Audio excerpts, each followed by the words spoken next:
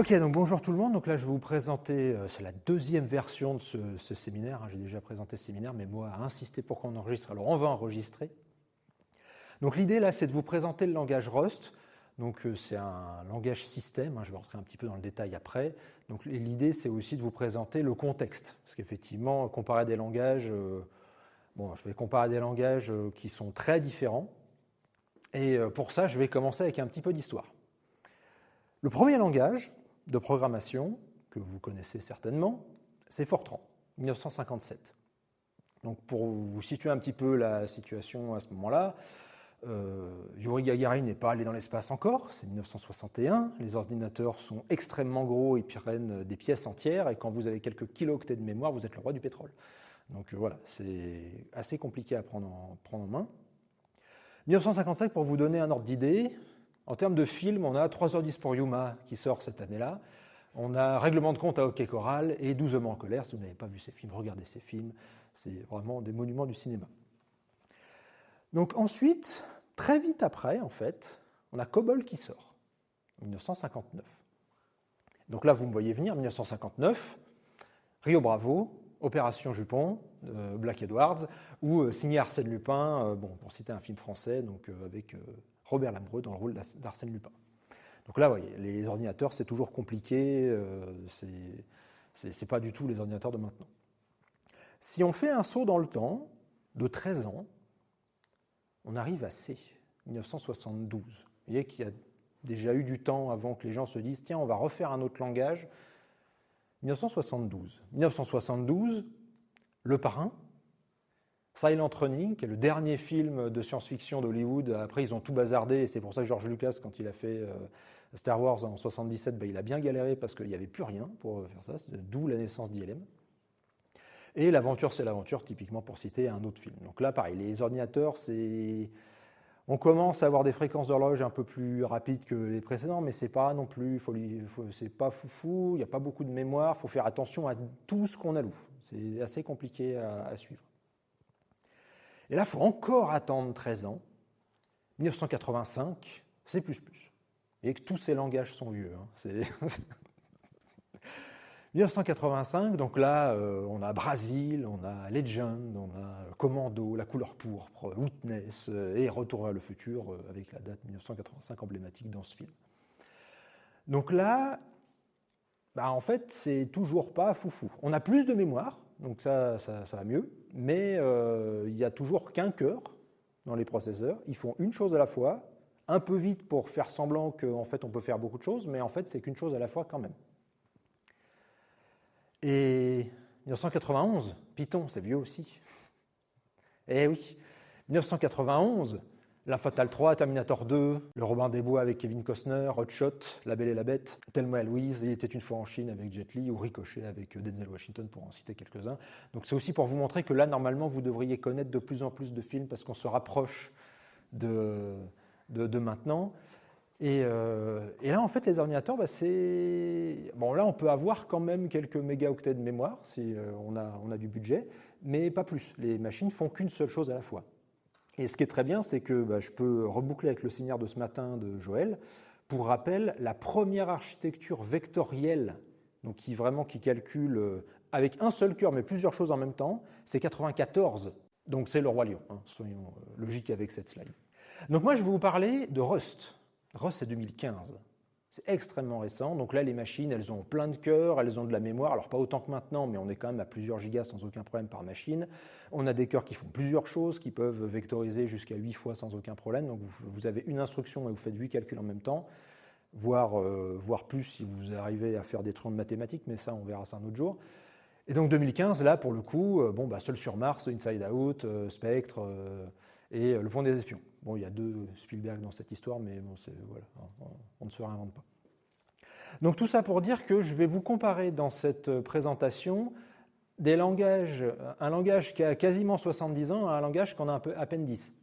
Donc effectivement, les problématiques ne sont pas les mêmes. Quand vous avez un langage qui a vu vraiment toute l'évolution technologique changer, effectivement, allouer des données alignées, ce n'était pas un problème. Avoir plein de niveaux de cache, ça n'existait pas à l'époque. Vectoriser, ça n'existait pas. Et avoir plusieurs cœurs, ça n'existait pas. Et pareil, en fait, jusqu'à Python, finalement. Hein. Le seul qui arrive maintenant avec tout, c'est Rust.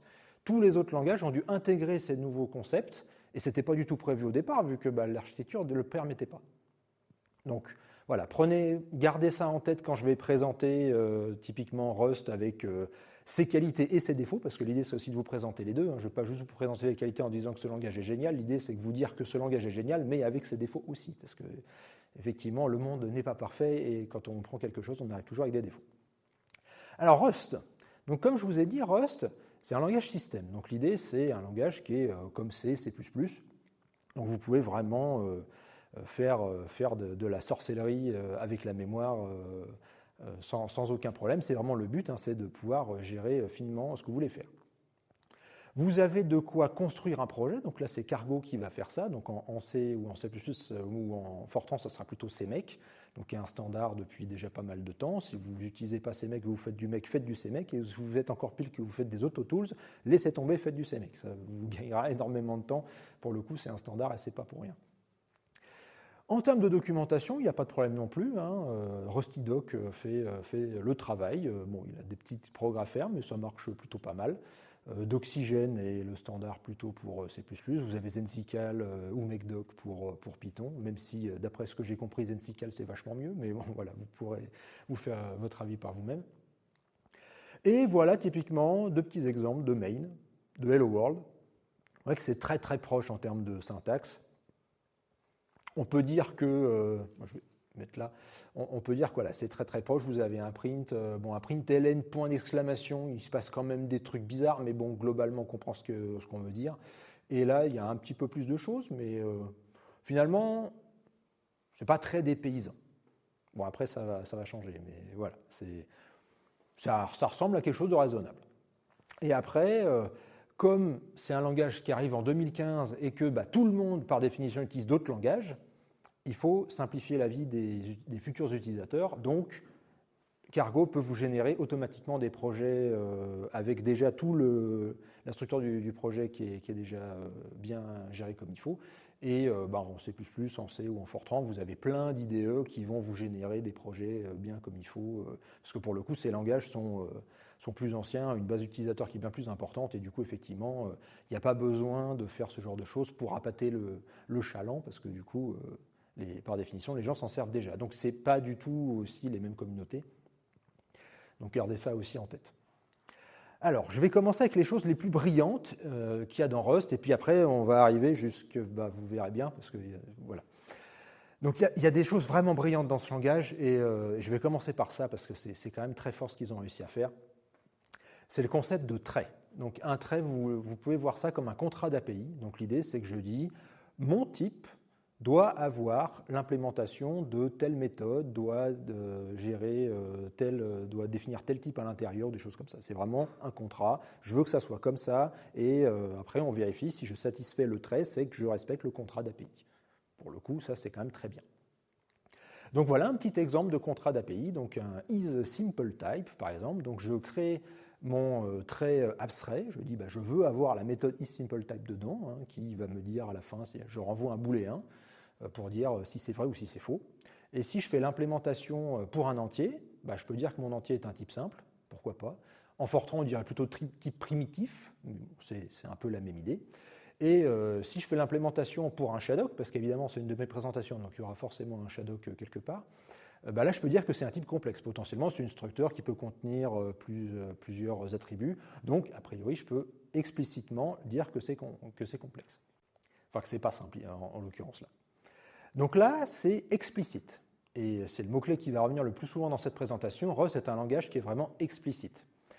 Et donc l'idée, c'est, après, moi je peux appeler des asserts. Donc là, pour le coup, c'est un assert ek, un assert equal, pour dire, voilà, j'appelle sur une valeur que j'ai définie, est-ce que le type est simple, est-ce que le type est simple ou pas, pour voir ce que ça donne, et ça marche. Et si je n'implémente pas le trait pour la méthode, pour le type en question, Rust ne va pas être content, il va dire non, le trait n'est pas satisfait pour ce type, je ne peux pas savoir.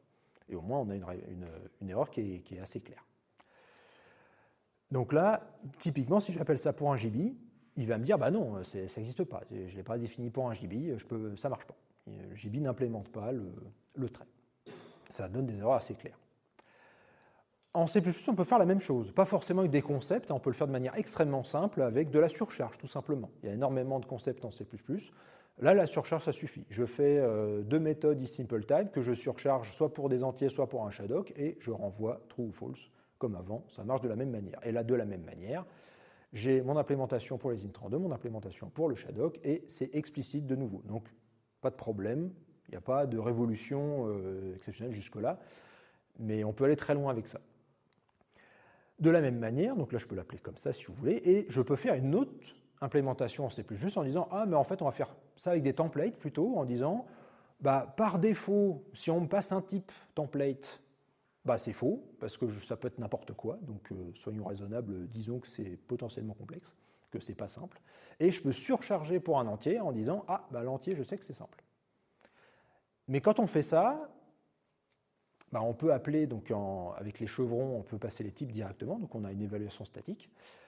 Mais du coup, c'est le Shadok, il est implicite là-dedans. Par défaut, un type que je ne connais pas, je vais dire qu'il est complexe. Je n'ai pas explicité quoi que ce soit ici. Et du coup, bah, pour un JB, ça fonctionne, parce que j'ai rien à dire. Donc là, pareil, ça peut être piégeux. Pour le coup, Rust choisit le camp d'expliciter les choses. Donc ça sera plutôt la première méthode. Mais c'est vrai qu'en C++, généralement c'est ça. Hein. En Rust, il y a une manière de faire. Et en C ou en C++, il y aura plusieurs manières suivant ce que vous voulez utiliser. Rust choisit son camp toujours explicite. Ensuite, en termes de choses brillantes, vous avez un découpage entre les structures et les méthodes. Donc, ce qui est quelque chose d'assez basique hein, quand on va à l'école en cours de design, on va toujours vous dire de séparer vos données et vos méthodes. Donc, typiquement, vous avez des données qui savent potentiellement se loader d'un fichier ou se sauvegarder, des choses comme ça, mais jamais de la vie, les données vont savoir s'analyser. Ça n'a pas de sens. Il faut séparer ça, autrement, vous allez avoir un problème de design et vous allez avoir un problème de maintenabilité plus tard. Donc, c'est des choses à faire attention. Rust fait ça dès le départ, il vous oblige à séparer les choses. Ça, il n'y a pas de problème. Il n'y a pas de notion de classe avec des méthodes, hein, tout est séparé. Tous les types peuvent avoir un trait, ça je vous l'ai déjà montré. Donc là, si je me fais un trait Shadok qui a une méthode Shadok parce que j'ai beaucoup d'imagination et que dessus, j'implémente mon trait Shadok pour un entier, j'ai parfaitement le droit, il n'y a pas de problème, tout va bien. Et du coup, je peux appeler... n'importe quel type primitif peut avoir des traits et peut implémenter des traits sans aucun problème. Donc ça, c'est extrêmement puissant aussi. Ce n'est pas très recommandé quand on implémente du Rust en général, mais si vous faites des bibliothèques plutôt bas niveau pour gérer des streams ou des choses comme ça, c'est très puissant pour faire ça. Le compilateur peut prouver énormément de choses, et c'est peut-être un des points les plus puissants du langage, c'est que le compilateur, comme le dit très bien Adrien, ce n'est pas un compilateur qui est feignant, il va vous aider à prouver énormément de choses. Et pour le coup, s'il n'arrive pas à prouver que ce que vous faites, ça fonctionne, vous allez voir à quel point il peut être pénible. Mais après, c'est bien, parce que du coup, ça vous permet de ne pas faire d'erreurs un peu bêtes. Le compilateur veille au grain à chaque fois, et ça, c'est bien. Pour prouver des choses, il y a le concept de temps de vie qui arrive. Donc, vous savez, hein, quand vous créez une variable, que ce soit en Fortran, c'est un peu différent, mais quand vous faites ça en C ou en C++, vous créez une variable dans un bloc, dans un if par exemple, ou dans un for, la variable vit dans ce bloc, et quand vous sortez du bloc, la variable est détruite, elle n'existe plus, et vous ne pouvez plus y avoir accès. Le concept de temps de vie arrive là-dedans en disant, bah, si je renvoie une valeur qui est une référence, ou qui est un pointeur, ou qui est quelque chose comme ça, le compilateur, il faut lui promettre que, en fait, derrière, il y a quand même quelque chose, il y a quand même des données. Et c'est là où la notion de temps de vie intervient. Pour le coup, je n'ai pas vu cette notion dans d'autres langages. Ce n'est pas forcément facile à prendre en main au départ, mais il n'y en a pas forcément besoin quand on débute. Hein. Mais très vite, quand on est confronté à des références, ça va servir. Et il faut juste lui demander gentiment, mais en vrai, c'est assez bien fait, ça se gère bien. Comme le compilateur ne peut pas toujours tout prouver, malheureusement, parce que le monde n'est pas parfait, le mot-clé unsafe existe. Alors, ce n'est pas un gros mot, hein, c'est juste pour dire au compilateur, tu ne peux pas prouver ce que je fais, mais je te promets que ça marche. Bon, si vous lui mentez, effectivement, ça va mal se passer. Mais l'avantage de ça, c'est de dire, si vous avez un crash dans votre soft, a priori, c'est un endroit où il y a un unsafe. Donc, ça limite énormément la recherche de bugs. C'est aussi ça le gros avantage. Alors bien sûr, le but du jeu, c'est mieux de ne pas du tout utiliser unsafe. Pour le coup, moi, c'est ce que je fais depuis le début quand je fais du Rust. Je me fais des nœuds au cerveau pour ne pas avoir à utiliser unsafe, pour vraiment prouver au compilateur que ce que je fais, ça marche. Et bien sûr, le résultat est bien plus puissant, parce que vous arrivez avec des designs qui sont vraiment, vraiment très, très puissants et très, très carrés. Et après, le système d'erreur est assez puissant. Alors, il n'y a pas d'exception dans ce langage, mais il y a des options, des results ou des paniques, donc, qui sont une autre méthode pour une autre manière de gérer les erreurs. Et typiquement, ce qui est pour les options ou pour result, vous n'avez pas le droit de récupérer le résultat d'une fonction si vous n'avez pas traité l'erreur qui va avec. Donc ça permet aussi de bien expliciter ça et quand il y a une erreur, genre j'ouvre un fichier, peut-être qu'il n'existe pas, ou peut-être que je n'ai pas le droit de l'ouvrir, ou peut-être que peu importe, il faut que je gère l'erreur. Et ça évite d'avoir le programme foire, mais on ne sait pas pourquoi. C'est quand même extrêmement gênant quand ça arrive. Donc Rust est assez léger aussi. Il y a des choses, typiquement, il n'y a pas besoin de mettre des suffixes de constante la plupart du temps. L'immense majorité du temps, ce n'est pas nécessaire. Donc typiquement, quand je crée une variable en C++, donc là un SAST, donc un long unsigned int, je mets 0LU pour lui dire long unsigned int, long unsigned.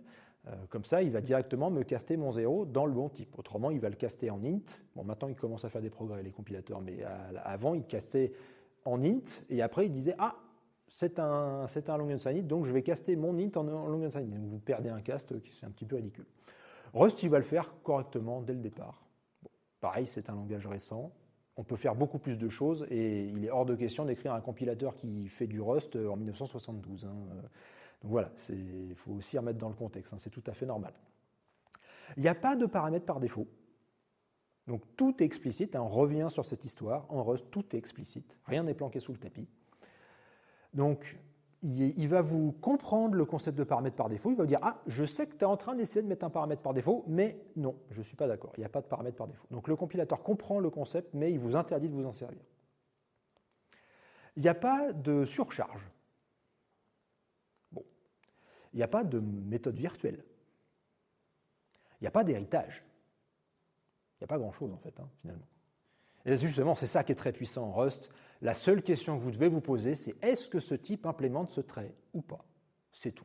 Et avec ça, vous pouvez construire des softs qui sont extrêmement robustes. Et c'est ça qui est vraiment très, très fort dans ce langage. Donc, on peut quand même faire de la spécialisation ou de la surcharge, suivant comment on voit les choses. Donc typiquement, avec ce petit exemple, là, j'ai un type ID, donc qui a le même type ID que le type ID de C++, qui est tout aussi pété d'ailleurs. Donc c'est à la discrétion du compilateur, il va vous donner une ID pour votre type. Si vous changez de compilateur, ce n'est pas les mêmes ID. Si vous changez de machine, ce n'est pas les mêmes ID. Ne faites surtout pas de la communication avec ça, ça ne marchera pas. Mais en local, ça marche. Et donc là, typiquement, j'ai un type template, je peux dire, je peux utiliser n'importe quel type. Je demande que le type soit affichable, donc avec la partie display, là, je dis, je veux que je puisse l'afficher quand même, et je veux qu'il soit défini de manière statique.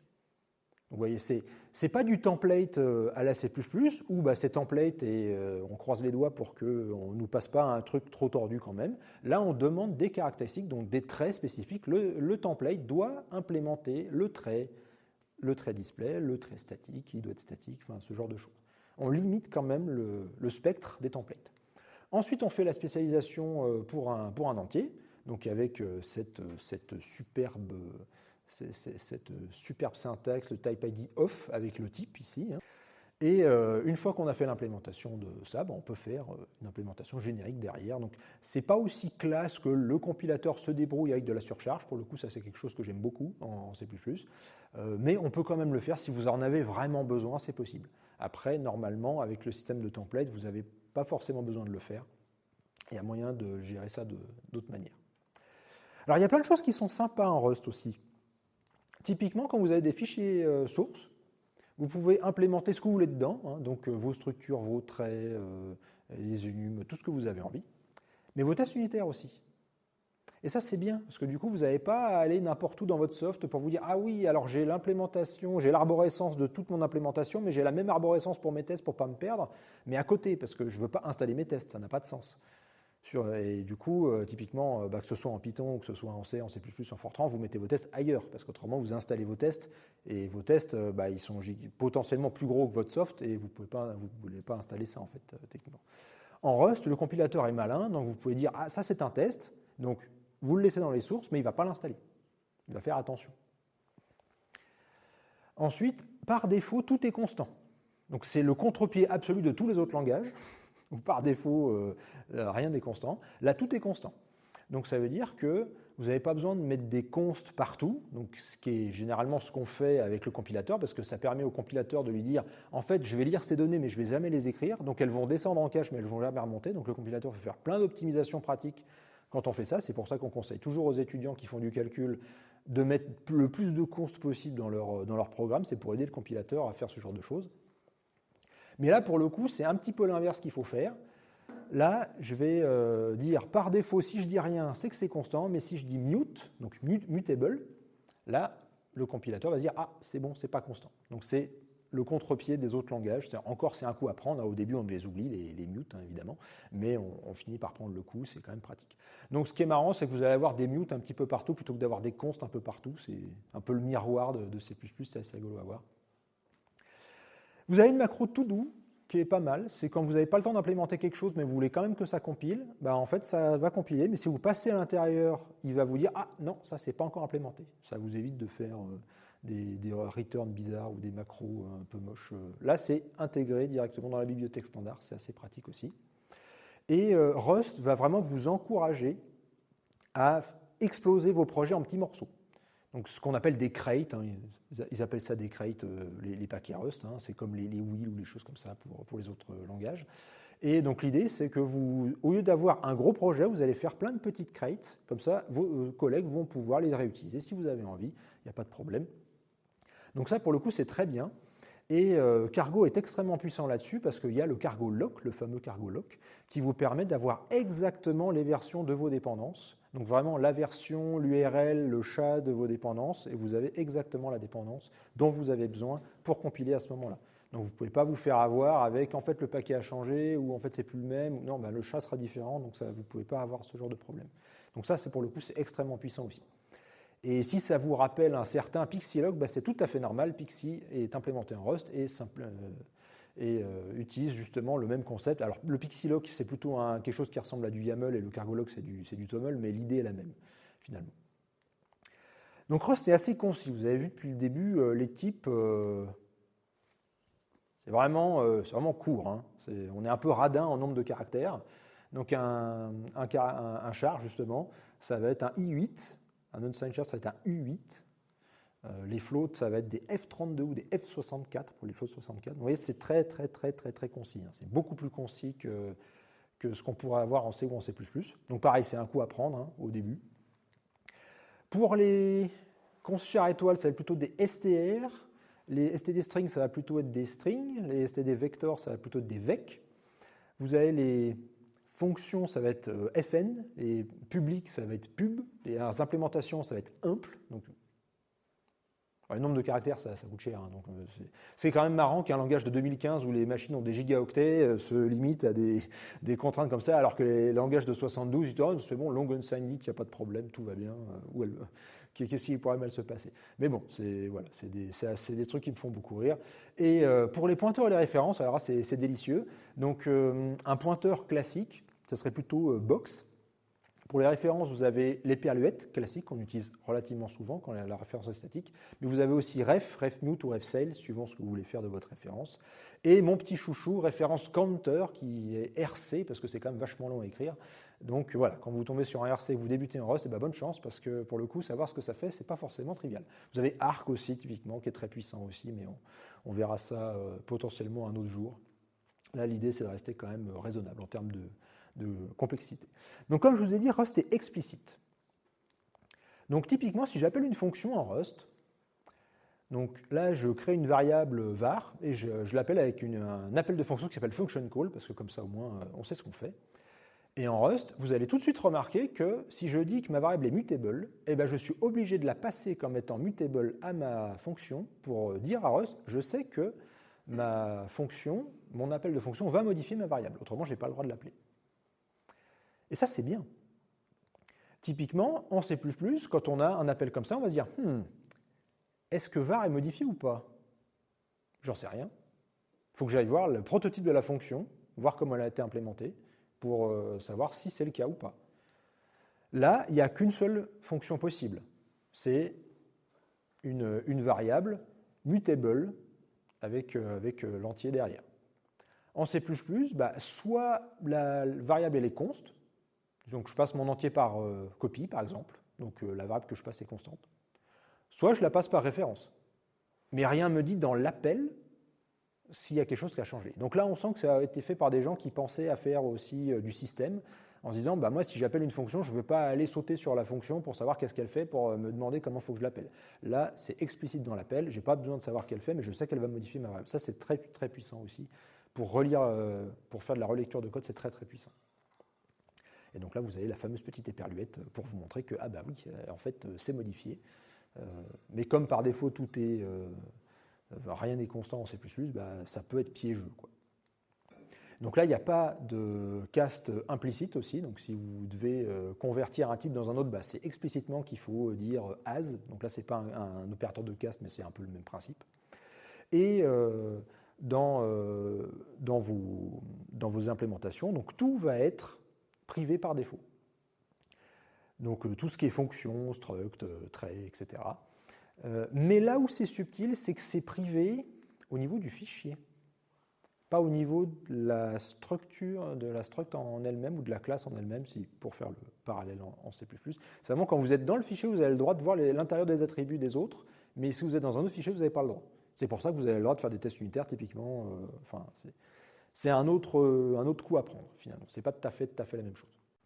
Donc, Rust est aussi explicite pour les macros. Donc là, je vous donne un petit exemple de macro. Donc je déclare une macro, donc c'est un peu comme un define en C ou en C++, sauf que ça fait un peu plus peur, mais en vrai c'est la même chose. Ensuite, j'ai le nom de ma macro, j'ai les paramètres de ma macro, parce que la macro peut prendre des paramètres, comme les macros en C++, pas de problème.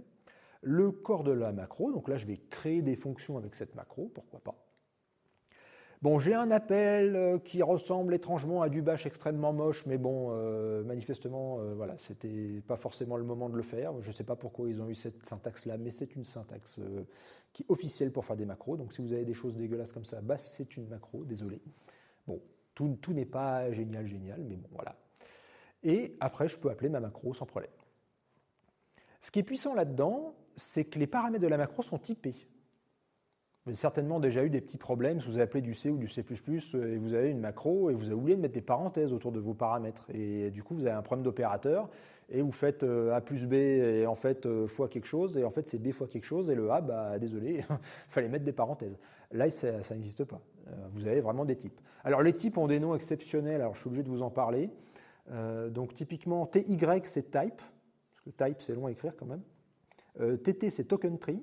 Donc vous pouvez passer vraiment des arbres à vos macros. Après, je ne veux pas tous vous les faire, mais voilà, typiquement, vous avez path, c'est pattern, ident, c'est identifier, expr, c'est expression, block, c'est bloc, comme quoi, des fois, voilà. Et donc, vous avez plein, donc path, typiquement. Donc, il y en a plein. Vous allez, a priori, vous en utiliser peut-être 3 ou 4, plus vraiment pour des choses très compliquées.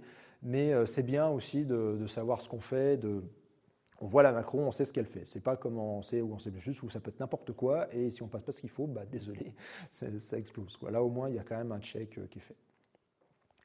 Donc il y a des subtilités en Rust et c'est en commençant à faire du Rust que vous vous rendez compte à quel point tous les langages vous planquent des choses sous le tapis tellement que vous y pensez même pas en fait. Si je veux faire du calcul en C ou en C++, que j'ai un tableau de données, j'ai mon premier thread qui va prendre la moitié du tableau et mon deuxième thread qui va prendre l'autre moitié du tableau et tout va bien.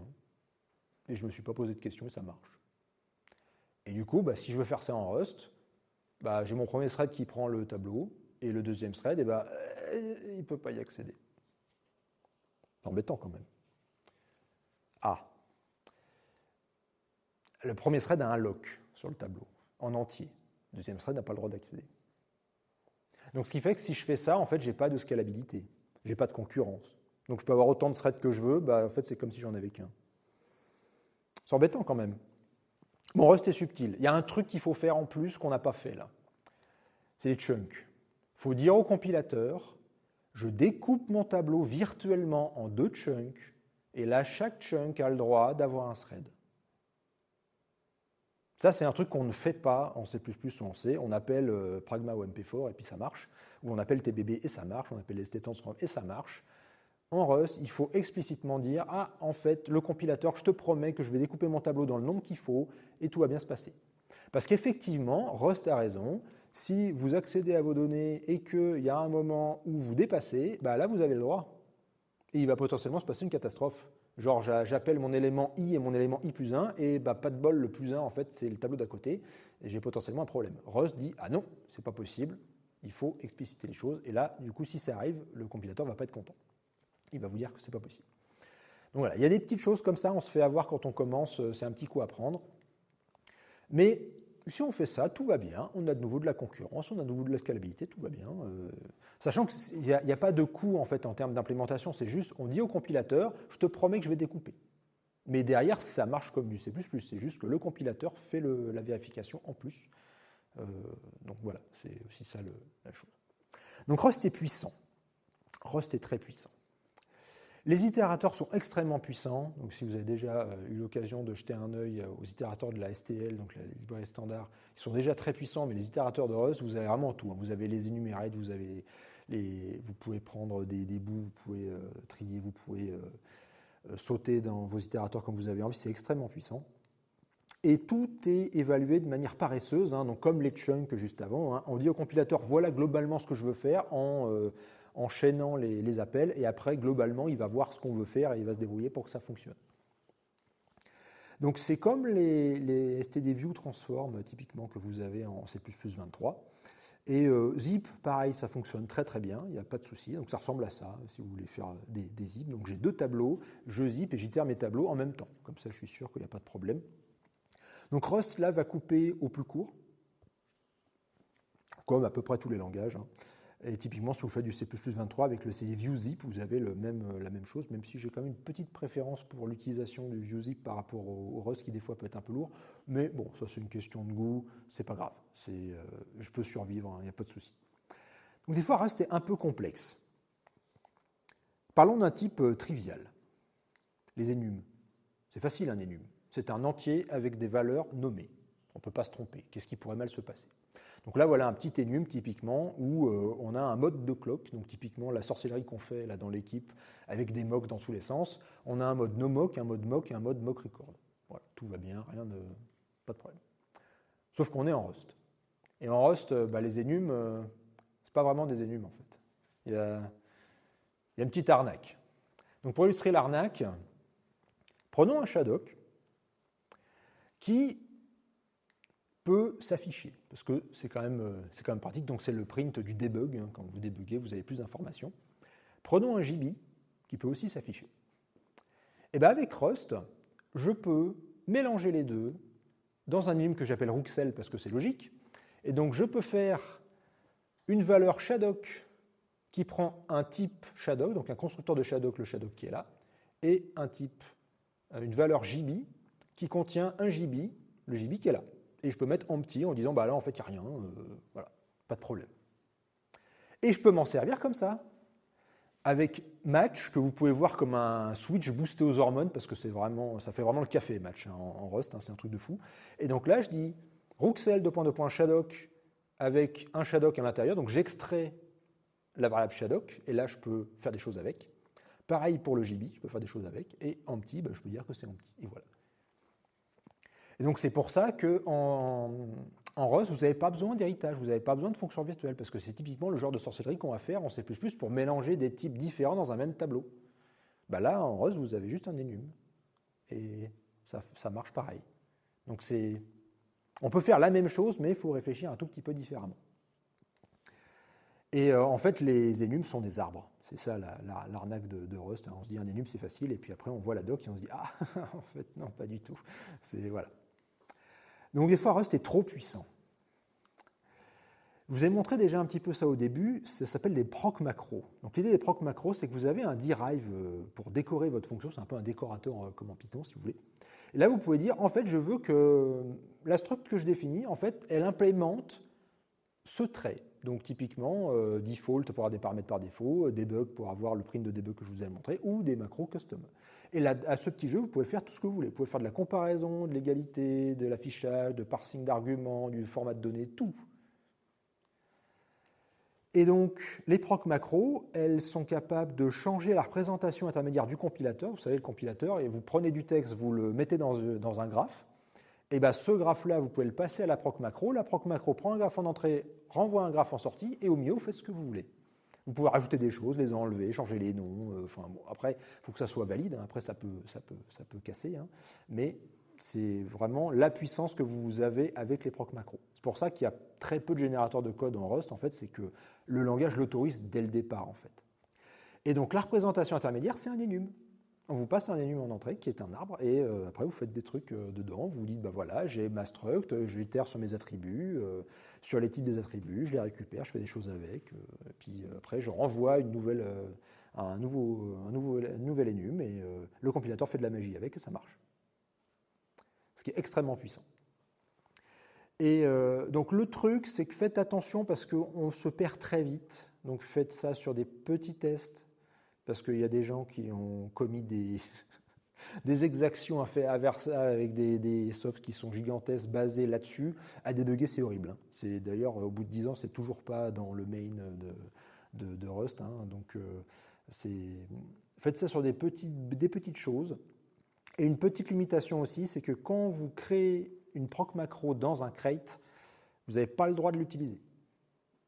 Pour des raisons de sécurité certainement, que si vous faites une macro qui s'appelle elle-même, à la fin vous avez une bombe de mémoire, et c'est pas ce qu'on veut évidemment. Donc il faut faire un crate en définissant la proc macro et un crate qui s'en sert pour tester si elle marche correctement. Donc c'est un petit peu pénible aussi à mettre en place, mais voilà. Donc vous avez un crate qui a 0% de couverture de test, c'est un petit peu ridicule, mais bon, faut vivre avec. Pour l'instant, il n'y a rien de plus de prévu. Donc en termes de puissance, ça c'est assez bluffant. Vous avez un projet A. Le projet A dépend du projet B. Jusque-là, tout va bien. Le projet A dépend du projet C, parce que c'est un projet ambitieux quand même. Mais évidemment, comme on n'a pas de chance et que le monde est mal fait, les B et C dépendent de D, parce qu'évidemment, qu'est-ce qui pourrait mal se passer? Tout se passe bien au départ, comme toujours. Et puis au bout d'un moment, le projet B il voudra bien la version 1 du projet D, et puis le projet C voudra bien la version 2, parce qu'évidemment, tout le monde ne va pas développer à la même vitesse.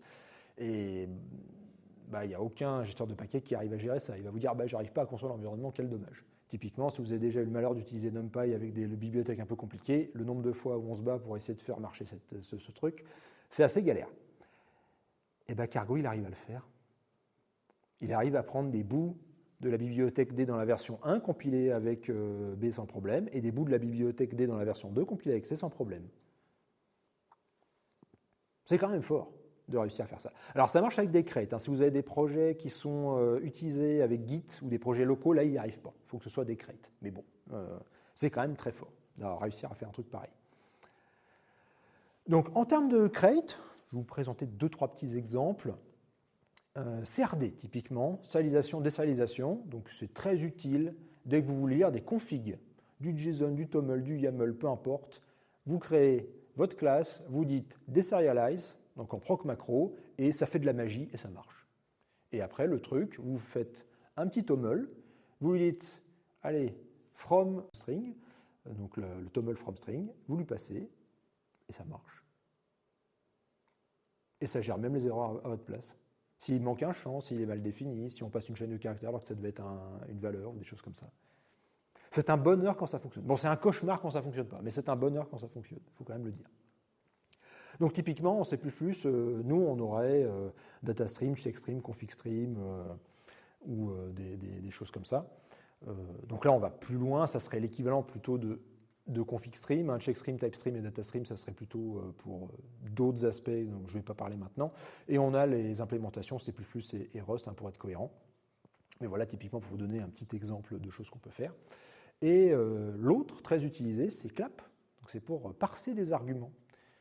Le truc le plus pénible du monde, parser des arguments qu'on passe à un programme, personne ne veut le faire, et c'est bien normal parce que c'est extrêmement pénible et on n'est pas payé pour ça.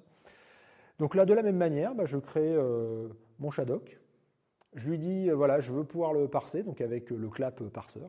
Donc là, c'est un petit peu plus compliqué parce que pour chaque attribut, il faut dire comment est-ce qu'on veut le parser, quel est son nom, quel est le nom, l'option courte, l'option longue, est-ce qu'il y a des valeurs par défaut. Donc c'est un tout petit peu plus long à faire, mais quand même ça va. Et après, Shadok parse, et voilà, c'est parsé. Et il va gérer les erreurs, les options qu'on passe alors qu'il ne faut pas les passer, les options qui manquent, les options qui n'ont pas les bonnes valeurs. Encore une fois, c'est un bonheur quand ça marche. Quand ça ne marche pas, c'est horrible. Mais quand ça marche, c'est génial. Et donc, typiquement, vous faites du C++, vous avez le Phoenix Option Parser qui permet de le faire. Donc, pareil, ne vous embêtez pas à faire ça en C++. Et dans les deux cas, vous avez la bash complétion qui marche, sans aucun problème. Ça marche très bien. Et bien sûr, si vous faites du Python, vous avez le célèbre ArcParse qui fait ça aussi très bien. Donc, ce n'est pas tout à fait la même approche. Pour le coup, je trouve que l'approche avec des structs en disant, voilà, j'utilise une proc macro sur une struct et ça fait de la magie et ça marche, ça, c'est quand même très plaisant à utiliser. Après, les autres méthodes fonctionnent aussi, il n'y a pas de problème. Donc des fois, Rust est... Mais c'est pas brillant, c'est pas nul, c'est un peu entre les deux, c'est bizarre. On se demande comment ça a fait pour arriver là. Alors déjà, le compilateur, c'est le compilateur le plus chiant que vous allez jamais utiliser de votre vie. Ça, je vous le garantis, parce que c'est vraiment un truc, on est à un niveau qui est un niveau de pinaillage qui est légendaire. Les conventions sont des règles absolues et immuables qu'il ne faut en aucun cas transgresser. Donc, en termes de convention de nommage, si vous faites des fonctions, que vous faites des méthodes, des fichiers sources, des dossiers, des paramètres, des choses comme ça, c'est du snake case, c'est tout. C'est non négociable. Si vous faites des traits, que vous faites des structs, c'est du camel case et c'est aussi non négociable. Et si vous faites des constantes, c'est du rhino case et c'est aussi non négociable. Enfin, quand je dis non négociable, vous avez le droit de changer les conventions si vous avez envie, mais préparez-vous à avoir des milliers de warnings parce que le compilateur ne va pas se laisser faire comme ça. Donc voilà, c'est comme vous avez envie. Vous pouvez choisir, mais bon, c'est pas super comme choix, on ne va pas se mentir. De la même manière, si vous utilisez Cargo, il n'y a pas trop le choix en ce moment, les sources sont dans un dossier SRC, un main, ça s'appelle main.rs, une librairie, ça s'appelle libs.rs, les tests sont dans le dossier test. Si vous ne respectez pas, pareil, ça ne va pas marcher. Ou alors vous devez mettre un TOML, un cargo TOML de 40 km pour lui expliquer comment faire les choses. Pareil, les choses par défaut, c'est beaucoup plus pratique. C'est beaucoup plus simple de ne pas s'embêter avec ce genre de truc. Il y a un mot-clé mode qui est un peu l'équivalent d'un add subdirectory en CMake qui se balade au milieu des sources, on ne sait pas trop pourquoi. Bon, on sent qu'ils ont fait ça, fallait le faire, mais ils ne savaient pas trop comment le faire proprement. Bon, voilà, c'est comme ça. Voilà. Et un truc qui est très piégeux au début, enfin pas qu'au début d'ailleurs, hein, quand on fait du Rust, c'est que le mot-clé return, il n'est pas obligatoire. Donc ça, c'est parfaitement valide comme fonction. C'est drôle. Hein. Alors évidemment, c'est parfaitement équivalent à faire ça. Pas de problème. Mais là au moins c'est clair. Mais du coup, ce qui est délicieux dans cette histoire, c'est que vous n'allez pas chercher un mot-clé return, vous allez chercher une absence de point-virgule. Parce que MATLAB, pareil, je ne sais pas comment c'est possible que ça soit arrivé là-dedans. Et voilà. Donc quand vous avez, typiquement, si vous avez le malheur de regarder l'implémentation de CRD, vous avez des fonctions de 400 lignes, avec des fois des points-virgules qui manquent. C'est des retours, voilà. C'est des retours de valeur. Voilà. Bon courage pour savoir qu'est-ce qui se passe. Donc, par pitié, ne faites pas des fonctions comme ça, parce qu'autrement, ça va poser problème. Toujours des fonctions courtes, hein, comme le dit très bien Sébastien. La tête de l'écran, comme ça, vous voyez ce que vous faites. Sinon, c'est une catastrophe. Mais voilà. Donc, c'est extrêmement confusant sur des grosses fonctions. Donc, je ne sais pas pourquoi ils ont fait ça. Vraiment, c'est très, très bizarre comme manière de faire. Mais bon, c'est... faut faire attention. Là, ça fait partie des trucs où il faut faire attention. Hein. Tout est bien carré, et puis là, on sent qu'il y a un coup de mou. Quoi. C'est bizarre. Donc, il n'y a pas de header aussi. Bon, après, si vous faites du Python, que vous êtes habitué à ne pas avoir de header, c'est une chose. Mais moi, c'est vrai que je fais du C++ beaucoup. Et moi, les headers, ça me manque. Hein, parce qu'au moins, quand j'ai un header, je sais ce que j'expose. Et quand vous avez un fichier source qui est comme ça, en fait, il faut aller à la main chercher les pubs. Donc tout ce qui est public, pour vous dire, ça je peux l'utiliser à l'extérieur, ça aussi, ça aussi, ça aussi, pas le reste, bon, ok. C'est un peu pénible. Alors effectivement, vous pouvez refactor votre soft en disant, toute la partie publique, je vais la mettre dans une source, les privés, je vais les mettre ailleurs, ou vous faites ce qu'on appelle généralement des préludes, donc typiquement NDRA le fait très très bien. Donc pour dire, voilà, l'essentiel de ma bibliothèque à utiliser, c'est là-dedans. Vous importez le prélude et tout vient comme il faut là-dedans. Ou après, bon, il y a plein d'IDE qui arrivent à faire ça maintenant. Z, par exemple, le fait très bien, donc ça aide aussi. Mais c'est vrai qu'au début, c'est un peu confusant de se dire, mais comment je sais qu'est-ce qui est exposé, qu'est-ce qui n'est pas exposé, c'est un peu moche. C'est un coup à prendre. En vrai, ça va. On peut s'y faire, mais il faut un IDE. Si vous faites ça sans IDE, ça va être compliqué. Rust, c'est pas C++. Et en vrai, vous faites une variable, c'est pas la même chose. C'est int var égale 0. Là, c'est let mut var u32 égale 0. Pas tout à fait la même chose. Quand je fais une structure, pareil, j'ai pas tout à fait la même chose. Les commentaires sont pas les mêmes parce qu'évidemment, l'un c'est d'Oxygène et l'autre c'est RustyDoc, donc c'est pas tout à fait la même chose non plus. Il y a des petites choses qui changent. Ce qui fait que vous ne pouvez pas copier-coller du C++ en Rust ou du Rust en C++.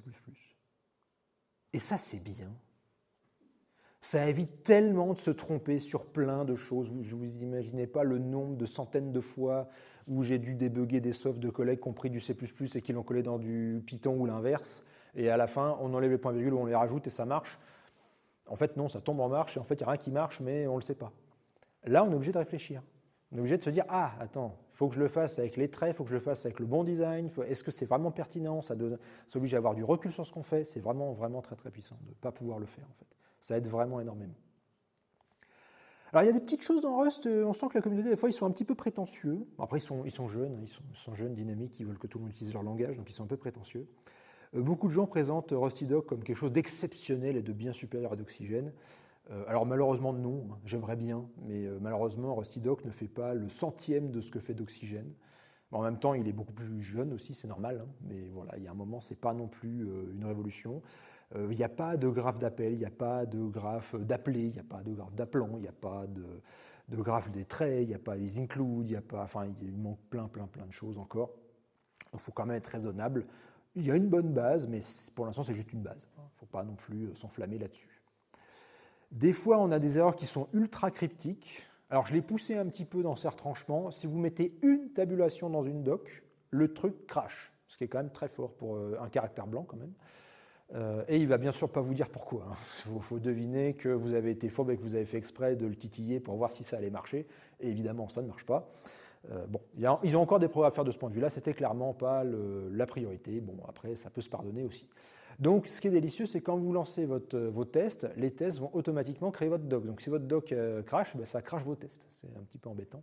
Donc, si vous avez une CI, potentiellement, votre CI va avoir un petit problème à cause de ça. Ce qui est un peu pénible.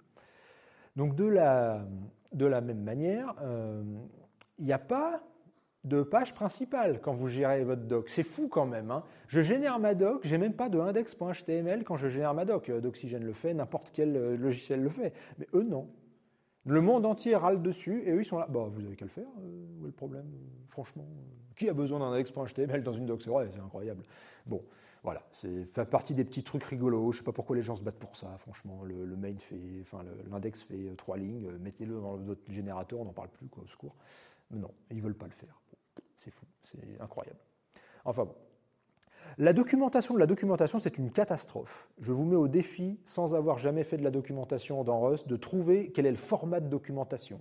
C'est très mal documenté. Alors maintenant, vous avez mon cours, si vous voulez, pour le coup. Si vous voulez vous éviter toutes les heures que j'ai perdues à essayer de trouver comment on fait.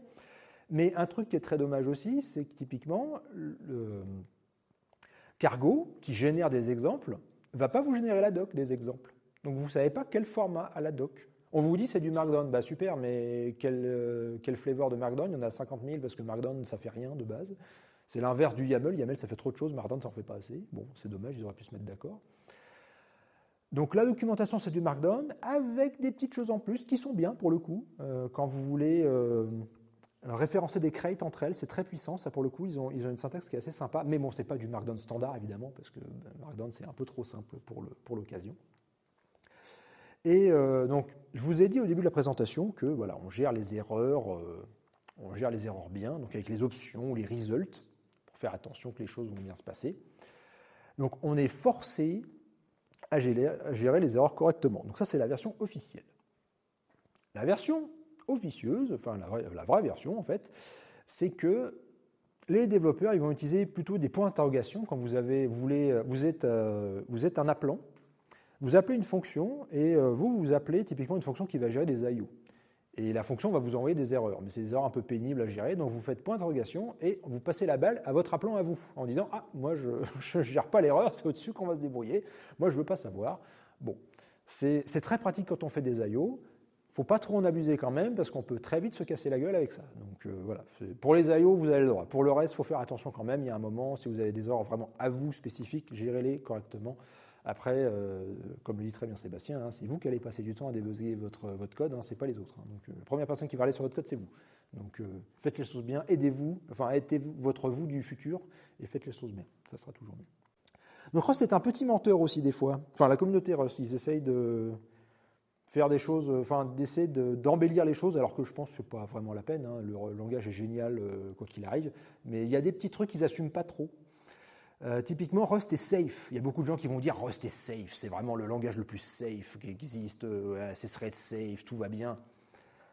Oui, sauf que il y a énormément de creds qui sont juste des wrappers du C ou du C++, parce que personne n'a envie de les réécrire. Typiquement, les sockets, HDF5, ZMQ, 0MQ, des choses comme ça. Vous avez même des wraps de JavaScript, typiquement Plotly, c'est une bibliothèque JavaScript, c'est pas du tout une bibliothèque Rust, donc en termes de sûreté, c'est compliqué, quoi. Voilà, on n'est pas du tout sur ça. Donc là, pour le coup, voilà, ils exagèrent un petit peu quand même. Bon, c'est pareil, c'est pour vendre, je comprends, c'est pour vendre. Cargo, c'est le seul builder que vous avez besoin d'utiliser en Rust. C'est faux. Même la doc, le MDBook, donc la doc officielle de Rust, le programme qui compile la doc officielle de Rust, utilise les autotools. Donc je vous ai dit tout le bien que je pensais tout à l'heure. C'est une catastrophe, ça fait 20 ans que ce machin aurait dû crever, et eux, ils sont encore basés là-dessus. Voilà, il y a encore des choses, on sent qu'ils ont essayé d'aller vite sur des choses, en disant non mais ça il faut finaliser, on n'a pas le temps de refaire les choses correctement, on fait ça, on verra après plus tard, j'espère que ça va s'améliorer plus tard, mais pour le moment, c'est un fait, si vous n'avez pas les autotools, vous ne pouvez pas compiler la doc, ce qui est quand même un petit peu dommage. Les développeurs gèrent toujours les erreurs correctement, donc comme je vous ai dit, des fois il y a les points d'interrogation, bon ça c'est une bidouille qui est acceptable, donc pourquoi pas.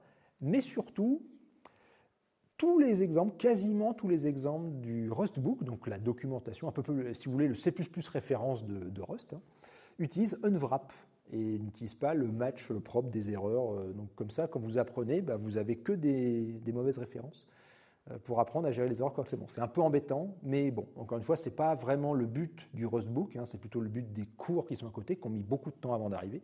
Il faut que des gens se lisent le Rustbook pour comprendre ce qu'il faut faire, pour après écrire des cours compréhensibles pour d'autres. Donc voilà, ça peut être confusant aussi. C'est vrai qu'il y a beaucoup de soft, on sent qu'il y a des crêtes un peu jeunes qui font ça tout le temps, alors que ce n'est pas du tout les bonnes pratiques, quoi. Donc, Cargo, il aide beaucoup à partager des projets. Comme je vous ai dit, les crates, on découpe les crates, on les réutilise, c'est très bien, c'est magnifique, c'est bien. Mais c'est toujours pareil, il faut faire attention. Parce que ce qui se passe, c'est que on n'est pas à l'abri d'un excès s'il y a énormément de dépendances dans un paquet. Typiquement, là, les 191 dépendances de Cargo de Tarpaulin, qui est un scandale absolu. En fait, chaque fois que vous utilisez une dépendance, faut savoir qui la maintient, est-ce qu'il est maintenu, qui la développe, est-ce que ça va tenir. 191 dépendances, si vous en avez 10 qui pètent, vous n'avez plus de projet. Il ne compile plus, il ne marche plus, il n'est plus maintenable, il faut se débrouiller pour changer les choses. Donc, il faut faire attention, si vous avez vraiment des dépendances que vous ne maîtrisez pas, dans n'importe quel langage, pas que en Rust, vous allez potentiellement avoir un problème à un moment. Donc faites toujours attention quand vous intégrez des dépendances, d'être vraiment sûr que la dépendance va tenir le temps où vous avez au moins besoin de votre projet. Après, ça peut poser problème. Et le petit problème aussi, c'est qu'on recompile un peu le monde entier, et du coup, quand vous avez beaucoup de dépendances, le temps de compilation, à la fin, il est plus négligeable que ça. Donc c'est un peu problématique aussi, mais pour l'instant, c'est un choix assez fort de Rust de faire ça. Donc pour le moment, c'est limite, c'est une feature, c'est pas un problème. Donc ça va.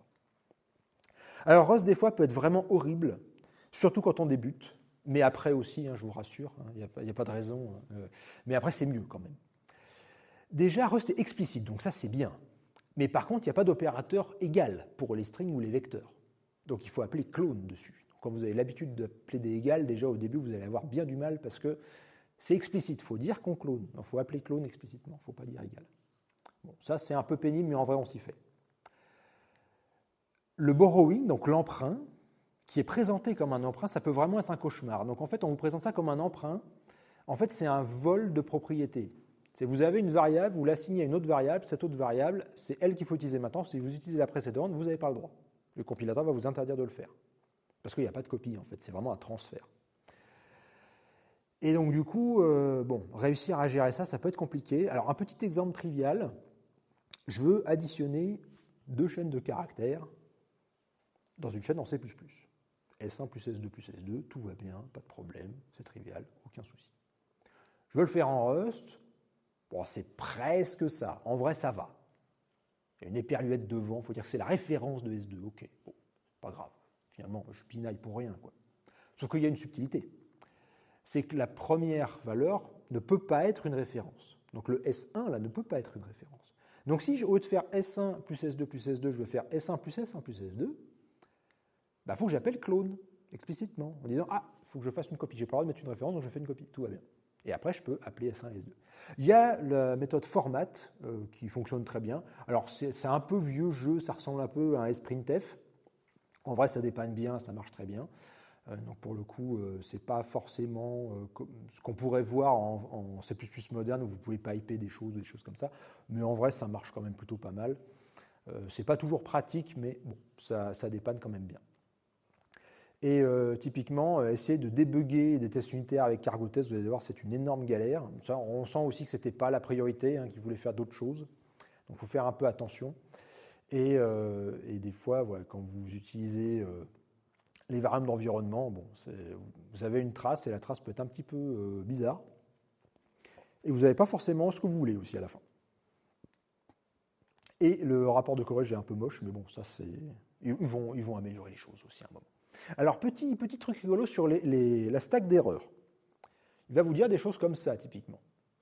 Bon. Il n'y a pas beaucoup de couleurs. Bon, après, c'est un langage qui est jeune. La couleur est arrivée assez récemment en C++, donc pour les erreurs, donc bon, pourquoi pas. Mais un truc que je trouve génial dans un langage moderne quand même, parce qu'à la limite, les anciens langages, vous vous dites, bon, c'est pas super verbeux, mais il n'y avait pas beaucoup de place, il n'y avait pas beaucoup de mémoire, bon, c'est pas trop grave. Là, quand même, un langage de 2015, no such file or directory. Moi, je veux bien, mais lequel de chemin? Au secours? C'est quand même extrêmement pénible. J'arrive pas à trouver. D'accord, mais tu as cherché quoi? C'est super.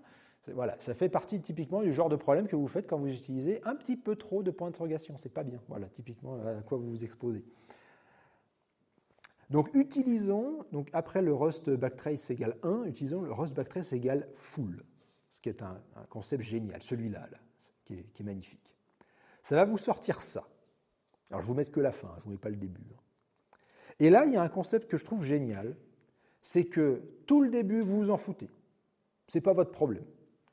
Toute la fin, vous vous en foutez, ce n'est pas votre problème non plus. Le seul truc qui vous intéresse, c'est ça. Ce qui est quand même un concept assez intéressant, je trouve. Donc, ce n'est pas le n'importe quoi de la stack qui est à l'envers de Python, mais c'est quand même confusant, et ça, c'est fort. Ils ont quand même réussi à innover là-dedans, et ça, je trouve ça génial. Ça, vraiment, ça fait partie des trucs. Alors, ils sont en train de travailler dessus. Là, je les charrie, mais ils sont en train de travailler dessus. Mais c'est vrai que, bon, c'est un peu bizarre d'arriver sur un truc comme ça. On sent que c'est pas complètement finalisé, quoi. Alors, des fois, Rust, il redéfinit un petit peu la stupidité. Il y a quand même des trucs un petit peu moches qui sont faits. Typiquement, là, je crée une variable qui vaut 0 et je crée un résultat qui est le résultat d'une fonction. Et je me dis, d'accord, mais ok, c'est peut-être un entier, mais lequel d'entier, je ne sais pas. Peut-être un entier int32, je ne sais pas. Et le type de res, on ne sait pas. C'est pas super explicite, en fait, ça. Il y a quand même une arnaque. C'est valide, je précise que c'est valide. Et du coup, certainement, ça vous fait penser au C++, au auto de C++. Vous vous dites, mais le type, il est automatique et il va bien se débrouiller et tout va bien se passer. Et en fait, oui, mais c'est très confusant, cette histoire. Et du coup, effectivement, res, c'est un Shadok, effectivement, parce que évidemment, c'est un Shadok. Voilà, ça fait partie des trucs un peu confusants qui se passent. Le compilateur, lui, sait ce que vous avez manipulé comme données, mais vous ne savez pas, donc c'est un petit peu embêtant, quand même. Les paramètres et les variables, quand on les utilise, ne sont pas cohérents. Ça, c'est très dommage. Comme je vous ai dit tout à l'heure, c'est extrêmement puissant. Vous avez une variable, vous utilisez votre variable, vous mettez mutable, vous savez qu'elle va être modifiée, c'est magnifique, tout va bien, c'est clair, c'est explicite. Quand c'est un paramètre, eh ben, en fait, non. Parce que pourquoi pas? Donc si c'est un paramètre, en fait, bah, vous ne savez pas. Je n'explique pas cette incohérence. Vraiment, je ne sais pas. Ça partait tellement bien et voilà, bon, bah, dommage. Quand c'est un paramètre, faites attention parce que peut-être vous faites arnaquer. Quand c'est une variable, il n'y a pas de problème. Mais quand c'est un paramètre, il peut se passer des trucs. On ne sait pas s'il est modifié ou pas. On retombe dans les travers du C++ où en fait, bah, on ne sait pas ce qui se passe, c'est implicite. Bon, un peu dommage. Un peu dommage. Alors il y a un exemple génial des numanodes. Alors ça c'est surtout pour l'école, hein. Là, je vous le fais un petit peu vite. Mais l'idée, c'est que Rust vous oblige à initialiser vos variables. Ce qui est une très bonne chose, hein. Il y a plein de cas où il faut initialiser les variables, ça vous évite d'avoir des zéros qui se baladent ou des valeurs random qui se baladent. Au moins tout est clair, tout est bien, ça enlève plein de problèmes. Sauf qu'évidemment, quand on fait du calcul, ce qui est mon cas pour le coup, et qu'on a des nœuds NUMA. Donc typiquement, quand vous avez une lame de calcul, typiquement dans Mus, vous avez généralement 2 processeurs. Et chaque processeur est un nœud NUMA. Et en fait, les 2 processeurs voient la mémoire de tout le monde, mais évidemment, quand vous êtes d'un côté ou de l'autre, vous avez une pénalité suivant de quel côté vous êtes. Donc là-dedans, j'ai un thread 1 qui gère des données, tout va bien. J'ai un thread 2 qui gère des données de l'autre côté du nœud NUMA, tout va bien.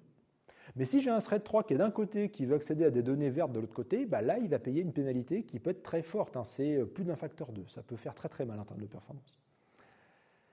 Et donc, ce qui se passe, c'est que comme le monde est rempli de feignants, dont je fais partie aussi, eh ben ça marche bien, parce que du coup, ce que je fais, c'est que j'alloue mes données avec une allocation paresseuse. Hein, l'OS fait une allocation paresseuse. Hein, il se rappelle qu'il vous a promis des pages, mais il ne vous les donne pas tant que vous ne les utilisez pas. Et quand je fais mon first touch d'un côté, bah, l'OS me donne les pages qui vont bien de ce côté-là. Mais si j'ai un thread de l'autre côté qui fait un first touch de l'autre côté, bah, l'OS va lui donner des pages de l'autre côté. Et tout va bien. L'OS est feignant, je suis feignant, nous sommes feignants, tout va bien, c'est parfait. Il n'y a pas de problème, on a des performances qui vont bien. J'ai qu'un seul tableau qui est coupé sur 2 nœuds NUMA, c'est bon, il n'y a pas de souci, c'est cohérent. Ce qui se passe, c'est qu'en Rust, on m'oblige à initialiser mes variables. Du coup, le first touch, il est fait pas sur le premier nœud NUMA. Et du coup, sur le deuxième nœud NUMA, bah, mon autre thread, bah, il est bien embêté parce qu'il paye une pénalité pour récupérer les données et on retombe dans le travers d'avant, ce qui est un peu dommage. Alors après, là, pareil, je charrie un peu Rust parce que c'est aussi le sujet principal de calcul de l'école. C'est pas, donc là, on a des mauvaises performances, mais c'est pas du tout dans le scope du langage de faire du calcul, hein, soyons clairs. Donc là, je le charrie un peu, mais c'est pas grave, hein, c'est surtout un langage système. Mais voilà, on peut avoir des choses à essayer de trop dépoussiérer les choses. Des fois, on se trompe un petit peu.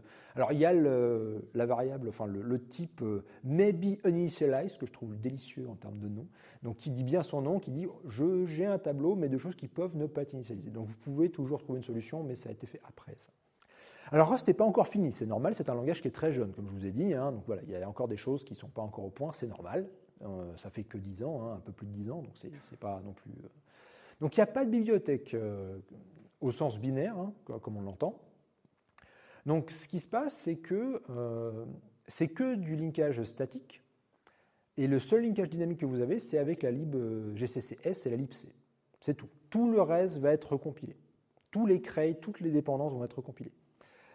Et donc ça, effectivement, ça nécessite de recompiler le monde entier à chaque fois que vous voulez compiler votre programme. Donc ce qui peut être un petit peu long, hein. Mais après, bon, c'est une manière de faire. Ça permet de faire la sorcellerie que je vous ai montré tout à l'heure. Si les paquets divergent en termes de dépendance, ben, en fait, ça marche quand même. Ça permet de résoudre ce problème-là, qui est impossible à résoudre autrement, hein. C'est vraiment extrêmement difficile. Donc voilà, ça fait partie des choses. Alors c'est censé être en cours de développement, ça, le fait de faire des vraies bibliothèques binaires Rust, avec une vraie API Rust.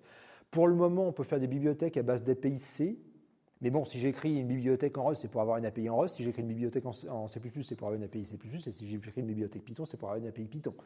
C'est pas pour avoir une API C. Donc voilà, l'idée, c'est de faire les choses bien. Donc ça, c'est en cours de développement, mais c'est pas encore prêt.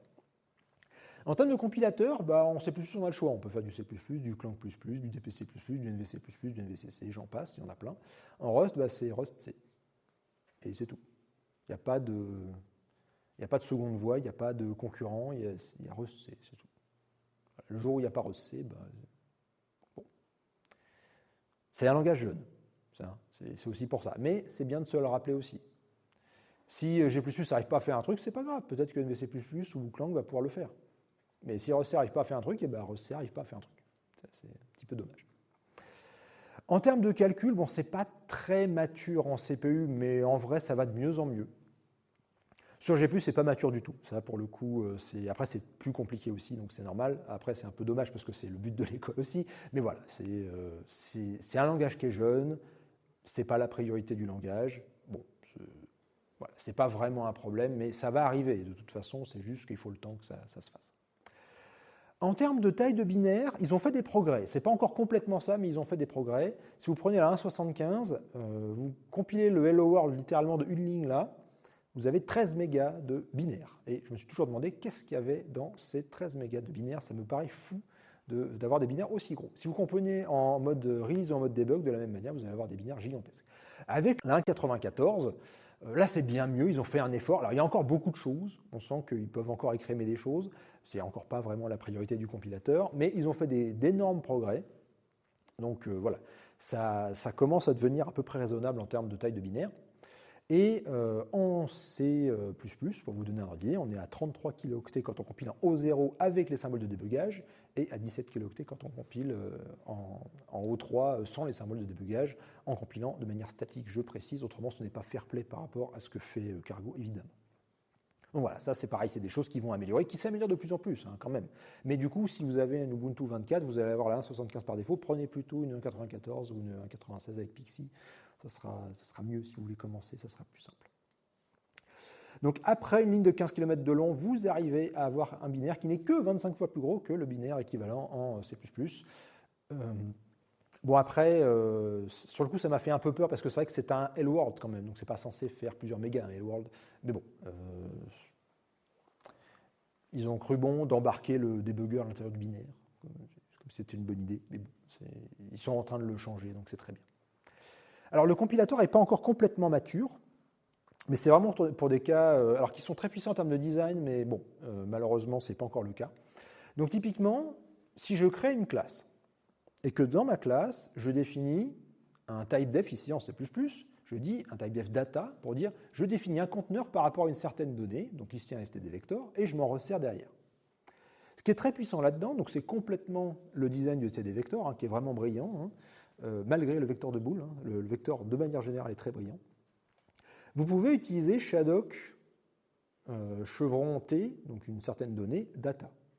Et là, le truc qui est très puissant là-dedans, c'est que votre conteneur est défini qu'à un seul endroit dans votre soft. Donc si vous voulez dire, en fait, je veux changer, il n'y a pas de duplication, tout va bien. Vous avez un endroit, vous changez, vous réglez tous vos appels à l'autre et tout va bien. Et donc ce qui se passe, c'est que si votre chef arrive et vous dit « Ah, mais c'est super d'avoir un stdvector, mais moi j'aimerais bien pouvoir tourner sur un GPU. » Eh bien, vous changez votre stdvector en source vector, en source universal vector. Et tout marche.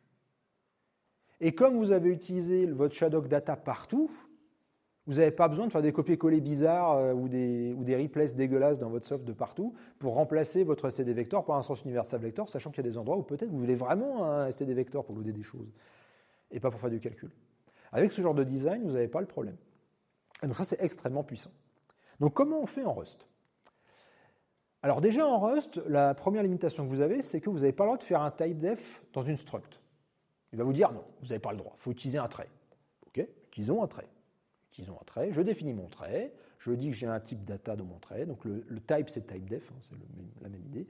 Je crée ma struct pshadok avec des données dedans, donc qui respectent mon trait, et après j'implémente le trait en disant voilà, ma donnée c'est ça. En vrai, c'est très puissant. C'est même limite mieux que ce qu'on fait en C++, parce que là c'est explicite, j'ai un trait, j'ai un contrat d'API qui me dit faut que tu implémentes le type data. L'autre côté, en C++, c'est si les gens sont d'accord, tant mieux, mais s'il y en a un qui oublie, le compilateur s'explose et après il faut regarder dans les logs de compilation pourquoi il y a un problème. Là au moins c'est clair, il va dire ah non, le trait n'est pas satisfait, il manque ça, ou il manque l'implémentation du trait, au moins c'est clair. Donc ça c'est quand même largement mieux en fait. Mais par contre, moi il y a un moment je vais faire des tests, donc je veux dire en fait j'ai un Shadok qui en fait est un Shadok d'entier par exemple. Et je ne veux pas me trimballer le Shadok d'entier partout. L'idée, c'est de réutiliser au maximum les types pour ne pas se trimballer les définitions à chaque fois. Et donc, je ne peux pas appeler Shadok de point data. Pas encore. Les développeurs de Rust C savent que c'est extrêmement puissant, qu'il faut le faire. Mais pour le moment, il faut faire un Shadok as Shadok thread. Donc il faut dire mon Shadok comme étant le trait qu'il implémente, alors j'utilise data, as data, et du coup ça marche. C'est très long. On voudrait faire un Shadok data pour des choses aussi triviales que ça serait vraiment bien. Les développeurs de Rust sont parfaitement au courant, ils sont en train de travailler dessus, c'est pas encore prêt, mais ça va arriver. Donc voilà, ils sont quand même parfaitement au courant des petits problèmes qu'il y a, hein, donc ils travaillent dessus, c'est quand même assez actif, hein, c'est juste que ça prend du temps, hein, développer un langage complet en entier, c'est pas trivial, hein, donc c'est normal qu'ils prennent un peu de temps là-dessus.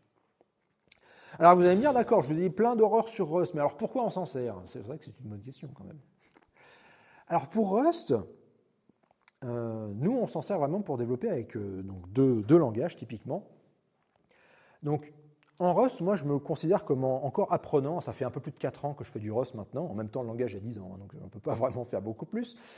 Donc moi, je me considère comme encore apprenant ce langage. Donc il faut que je pratique. Il n'y a pas de secret, il faut pratiquer pour apprendre. C'est un langage qui est explicite, comme je vous ai montré.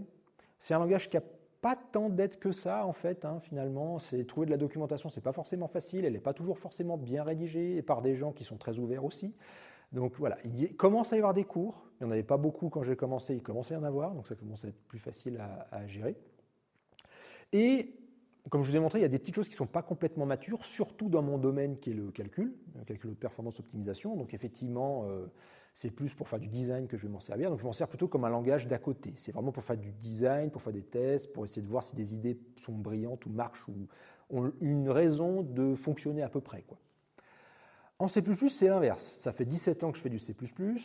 Pour le coup, là, je peux dire que je suis expérimenté quand même. Ça marche plutôt pas mal. C'est un langage qui a beaucoup de choses implicites, il y a beaucoup de truands, de choses planquées sous le tapis qu'il faut connaître. C'est pour ça aussi que c'est un langage qui est long à apprendre. Alors, Rust, c'est aussi un langage qui est long à apprendre. Ne me faites pas dire ce que je n'ai pas dit, mais voilà, il y a plein de subtilités dans les deux cas. Ensuite, j'ai une armée de générateurs de code qui font exactement ce que je veux, comme je le veux, sans aucun problème. Donc ça, c'est un écosystème que j'ai bâti au fil des années, que je n'ai pas encore complètement refait en Rust, mais c'est en cours. Donc je peux implémenter des choses extrêmement rapidement en C++, de la manière dont j'ai envie, comme j'ai envie. Donc pour la production, il n'y a aucun problème. C'est un langage qui est vieux maintenant, qui commence à avoir quelques décennies, donc il n'y a aucun souci. Et c'est notre langage de production, typiquement pour l'analyse qu'on fait, l'analyse sans réel qu'on fait, c'est le langage de production, donc c'est a priori ça qu'on va délivrer à la fin. Donc pourquoi? Ce qu'on fait, c'est qu'on se pose deux questions, comme la plupart des gens.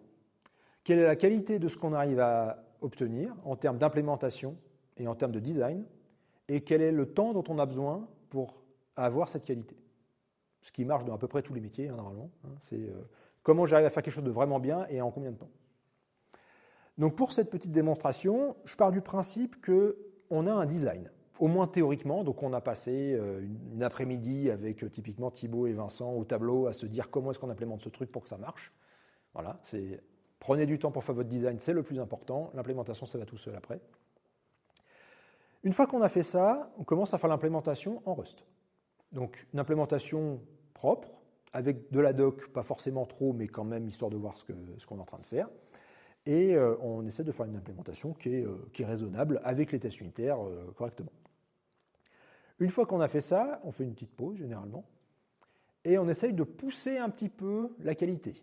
On essaie d'améliorer le design en prenant un peu de recul. On se dit, ah mais attends, on a implémenté ça comme ça, mais finalement peut-être que comme ça serait plus simple à utiliser, c'est moins casse-gueule, c'est plus intuitif. Ah oui, et puis en plus on peut faire plusieurs choses, on peut factoriser ça, on peut virer ce truc-là. On commence à jouer un peu avec le design, parce qu'évidemment le design du premier coup ça marche pas. Personne ne fait un design du premier coup. Il faut jouer avec pour vraiment avoir de la qualité. Une fois qu'on a fait ça, on fait l'implémentation en C++. Donc on change complètement de langage et on réimplémente la qualité qu'on voulait avant en Rust. Donc avec les concepts de C++. Du coup, c'est pas tout à fait la même chose, mais c'est les mêmes fonctionnalités.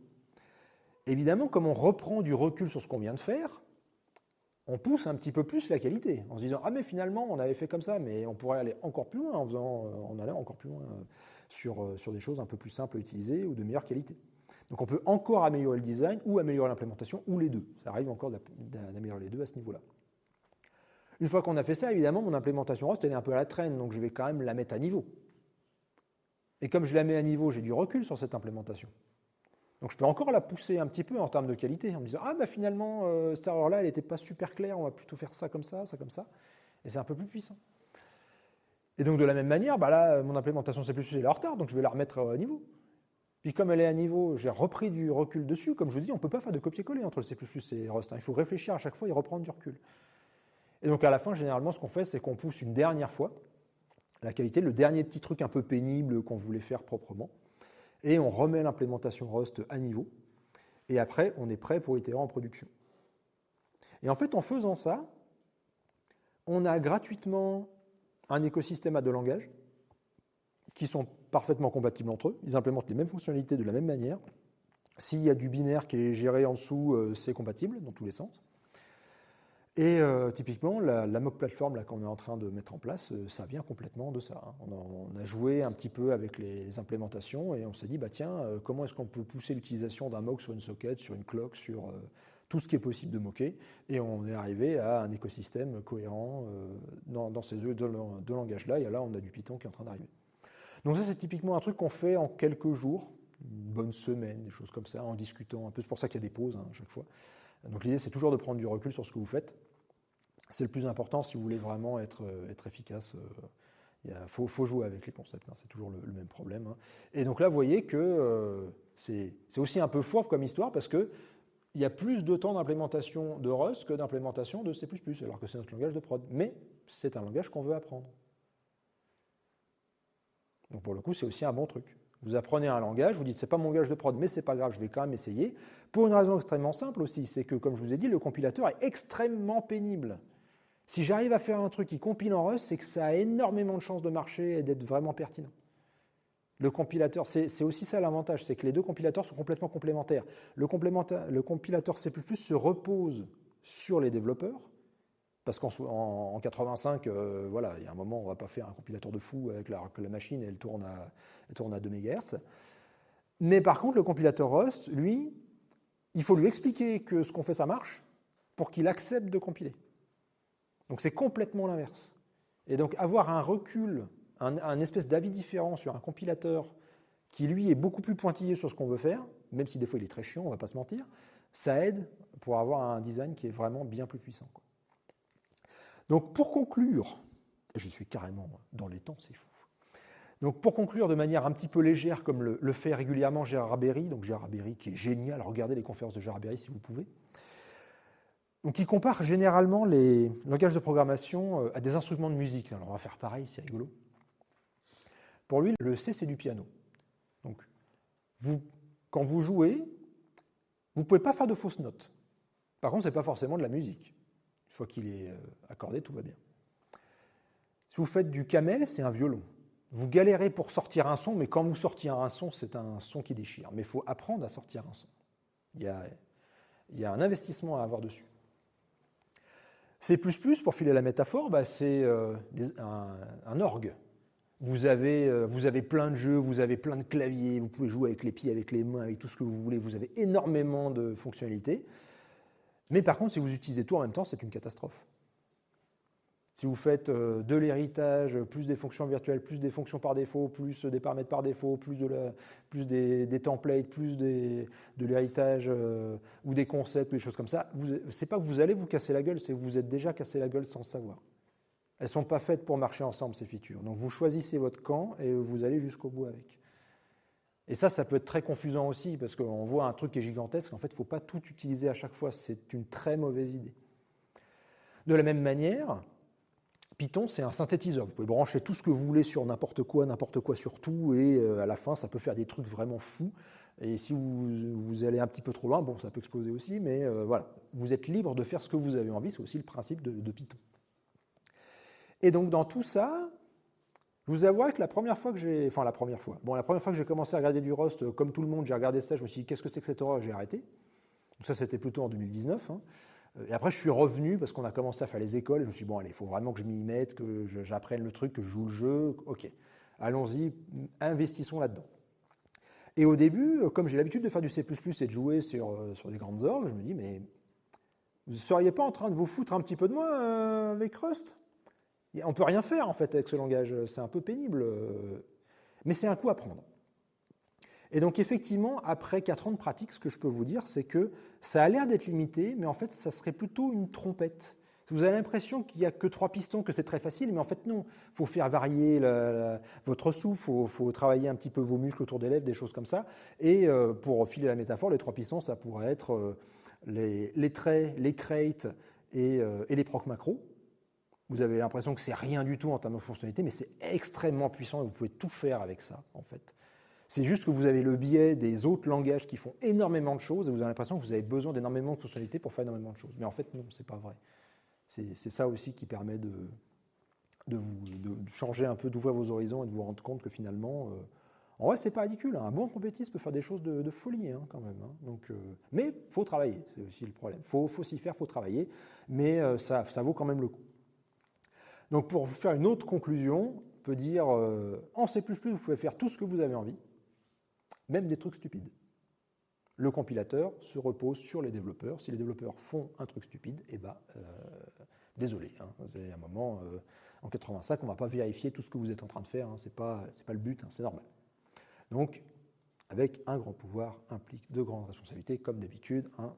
L'oncle Ben n'est pas très loin.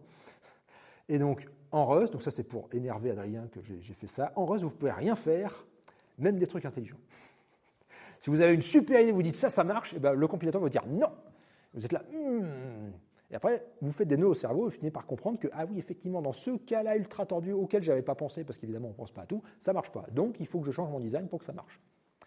Et donc, vraiment, la courbe d'apprentissage de Rust est assez compliquée au départ. Mais par contre, je peux vous garantir que si vous mettez à faire du Rust, votre design va être exceptionnel après. Il y a vraiment... C'est un truc pour le coup que je ne pensais pas apprendre avec Rust, mais au-delà d'apprendre un langage de programmation, vous apprenez une nouvelle manière de réfléchir. Réfléchir avec des traits en disant je veux que ma fonctionnalité, elle existe, est-ce qu'elle existe, comment elle est-ce que je peux m'en servir, des choses comme ça. Choses que vous ne pensez pas forcément à faire dans les autres langages. Donc c'est extrêmement puissant. Et je ne peux que vous encourager à essayer de jouer le jeu et de voir ce que ça peut donner, parce que ce langage, en fait, est extrêmement prometteur. Il est encore pas complètement fini, c'est normal, il est très jeune, mais il est extrêmement prometteur. Et je vous remercie de votre attention.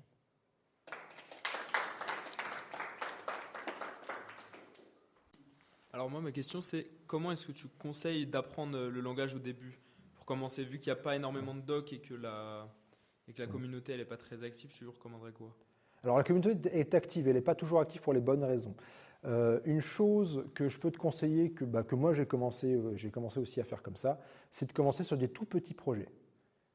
Donc genre tu veux implémenter typiquement un replace qu'on a fait avec Thibaut, des toutes petites choses, vraiment des projets qui font 50 lignes, mais vraiment pas plus. De dire vraiment comment je crée mon truc, parce que déjà 50 lignes, tu vas voir à quel point le langage va être insupportable.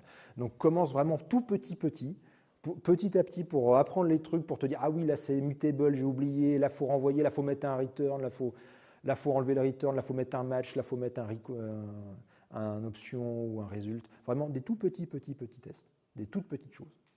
Okay. C'est sur des trucs qui t'intéressent. Nous typiquement on se demandait comment est-ce qu'on apprend Rust, on s'est dit on va faire un mock de clock, puis après on a fait des mocks de socket, des mocks de choses comme ça. Des toutes petites choses, des choses qui te plaisent. Important, même si c'est un truc bête, c'est pas grave, si c'est pas en prod demain, c'est pas grave, l'idée c'est d'apprendre, c'est de pratiquer sur des trucs qui te font plaisir, mais des petites choses, parce qu'autrement, effectivement, autant en C++, quand tu as l'habitude, tu peux faire des projets, générer des projets de 5000 lignes en une journée sans aucun problème, et il n'y a pas de souci, avec des vrais générateurs qui font pas des choses aléatoires, mais voilà, autant en Rust, si tu commences à faire ça, tu vas avoir vraiment des milliers de warnings et tu ne vas pas t'en sortir. Parce qu'il n'a aucune pitié, le compilateur. Il ne va pas te dire « Oh, il y a trop de warnings, je ne vais pas lui dire tout, je vais lui dire qu'une partie. » Non. Et les warnings, les erreurs, tout est mélangé dans la stack. Donc c'est vraiment petit projet. Juste pour comprendre le truc et avancer doucement. Okay. Et après, augmenter la complexité. Pourquoi Rust a été créé en premier lieu ? Ah oui, c'est vrai que je ne l'ai pas dit. Alors c'est un développeur de chez Mozilla qui, alors d'après ce qu'il raconte, parce que pareil, je ne sais pas si c'est vrai, mais en tout cas c'est très rigolo, c'est un développeur de chez Mozilla qui rentrait chez lui et pour la 580e fois consécutive, son ascenseur était en panne. Et comme toute personne qui habite au 25e étage, il est un petit peu embêté que son ascenseur soit en panne, et en fait tout ce temps-là, il s'est dit « Comment ça se fait que mon ascenseur est en panne ?» Et c'est là qu'il s'est posé une question assez marrante, pour le coup, qu'au début je ne comprenais pas trop, mais après tout, pourquoi pas. C'est qu'il ne s'est pas dit, l'ascenseur est en panne, le développeur qui a commis ce truc-là est nul, il s'est dit, le langage a un problème.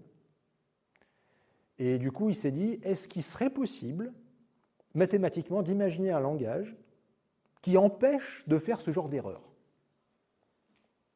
Et donc tout est parti de là. Et donc après, il en a parlé à son chef, qui est, si je me rappelle bien, le créateur de JavaScript, qui lui a dit, pas de problème, allons-y, essayons. Donc l'idée, c'était vraiment de faire un tout petit langage juste pour Mozilla à la base, pour remplacer le moteur de Firefox. Et en fait, ça a commencé à prendre. Alors ça a commencé en 2006, pour le coup. Donc c'est 2006-2015, le temps de développement, c'est quand même compliqué. Pour être sûr que tout fonctionne, pour avoir vraiment la première release utilisable par le grand public, c'était quand même un peu compliqué. Mais c'est vraiment ça l'idée, c'est de dire mathématiquement comment on fait pour faire en sorte que le compilateur prouve des choses. Ce qui n'est pas possible dans les autres langages, typiquement. Celui qui se rapproche le plus de ça, c'est Ada. Mais bon, Ada, c'est quand même pas forcément trivial à gérer. Mais le compilateur n'est pas feignant en Ada. Il arrive à te dire, ah oui, mais là tu vas dépasser, là il y a un problème. Voilà. Mais c'est très difficile à faire. Et donc lui, l'idée, c'était de se dire, OK, d'où l'arrivée typiquement des temps de vie, qui n'existent pas dans les autres langages, pour dire, ah, mais je veux faire de la sorcellerie, je veux avoir une référence parce que ça coûte pas cher à copier, mais par contre, est-ce qu'elle existe encore? Est-ce que derrière, il y a encore du monde? C'est important de le dire. Donc là, tout est arrivé, tout est parti de là, en fait. Merci. Merci pour ta présentation. À la fin, si je résume, ou peut-être je caricature un peu ton propos, tu décris Rust un peu comme un assistant de programmation en C++ un peu casse-pied. Est-ce que pour toi, il a un autre but que juste te pousser à réfléchir sur ton projet? Est-ce que tu écrirais des projets en Rust pour... Ah, mais j'ai écrit, si tu t'imagines pas, moi j'ai un témoin au fond de la salle, t'imagines pas le nombre de projets qu'on a écrits en Rust, je crois qu'on est à 30, je crois que je dois en avoir 33 des projets en Rust déjà maintenant. Oui, l'idée, en fait ça dépend ce que tu veux faire. Pour l'instant, Rust, on s'en sert pas de manière officielle en production, mais moi je m'en sers à côté dans mes projets perso déjà. C'est juste que pour l'analyse, il n'y en a pas forcément besoin. Après, typiquement, il y a beaucoup de gens qui sont actifs en robotique, qui font du Rust en robotique, parce qu'effectivement, en robotique, si tu te trompes sur un calcul, tu casses du matériel potentiellement, donc c'est un peu embêtant. C'est bien de pouvoir prouver des choses quand on fait de la robotique. Après, c'est vrai que l'idée de Rust, c'était aussi il y a un OS qui existe en Rust, qui boot normalement un peu depuis pas longtemps. Mais l'idée de Rust, là par exemple, on voit avec Pixie ou des choses comme ça, tu as vraiment des programmes qui existaient avant, du genre Conda, du genre Mamba, des choses comme ça, qui sont réécrits en Rust et qui sont bien plus performants aussi, pas forcément parce que le langage est meilleur, mais parce que les développeurs ont plus de recul. C'est toujours facile d'arriver plus après. Tu dis, les gens ont fait ça, moi je vais faire ça, mais au lieu de faire ce détour-là, je vais faire ça, parce que je sais que c'est là que je vais arriver. Alors qu'eux, ils ont un peu batifolé, ils ont un peu... Donc c'est quand même assez intéressant comme ça. Après, moi c'est vraiment un langage que j'utilise au quotidien, pas forcément toujours pour faire des implémentations en prod, mais juste pour moi, pour mes projets à moi. Donc il n'y a pas de... C'est vraiment un langage... Après, c'est un truc, justement, c'est des questions qu'on se pose avec l'équipe Grasscode, c'est qu'est-ce qui se passerait si un ensemble de développeurs apprenaient Rust, mais sans avoir appris aucun langage avant? Qu'est-ce que ça donnerait? Ça, on est très curieux d'avoir le résultat. On aura certainement le résultat dans quelques années. C'est certainement des gens qui apprendront Rust sans avoir appris aucun autre langage avant. Et certainement qu'ils auront beaucoup moins de biais que tous ceux qui ont fait d'autres langages qui planquent plein de choses sous le tapis. C'est certainement que ça sera le cas.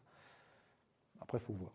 Mais c'est bien que ce langage existe pour le coup. Ça fait vraiment une nouvelle voie, une nouvelle manière de réfléchir, avec peu de fonctionnalités, mais très puissantes.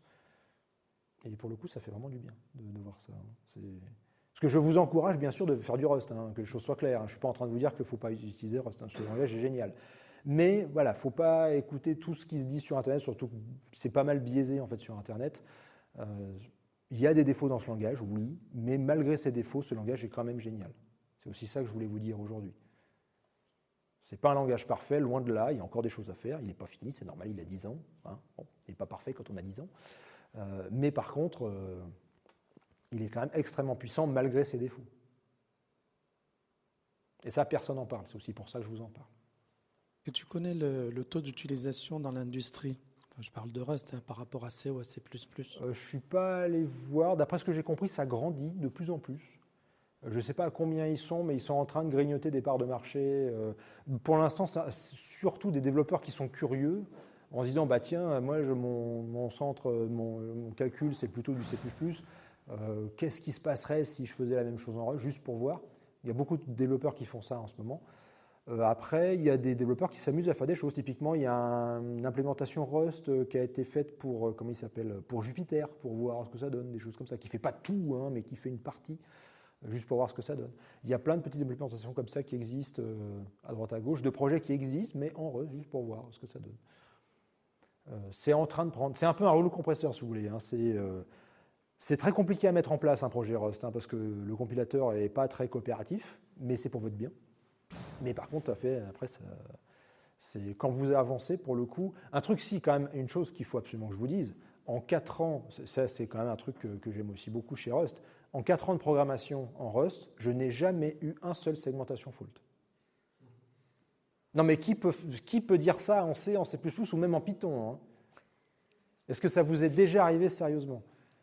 Ça, pour le coup, je trouve que ce langage-là est très très fort pour ça. Moi, j'ai aucun autre exemple.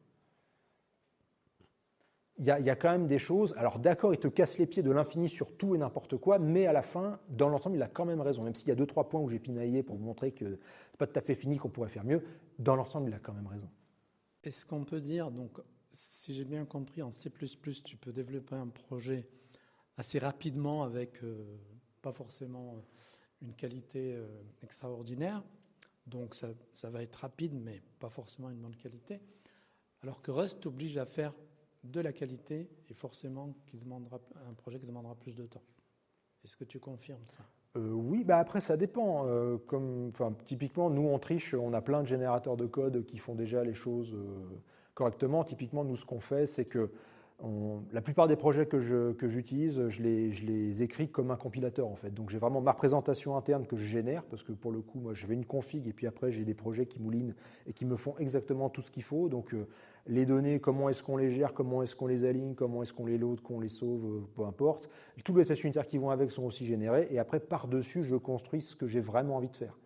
Et ça prend un temps fou à faire quand on le fait à la main. Typiquement, un truc qu'on pourrait faire en Rust, que je suis en train de faire d'ailleurs en ce moment, c'est de faire la même chose mais avec des procs macros. Mais ça, c'est du design en fait, ça prend... Mais en fait, ce qui se passe, c'est que sur un langage même comme C++, si tu as un bon design et que tu sais comment faire les choses par rapport à ton design, tu vas aller vite, c'est normal.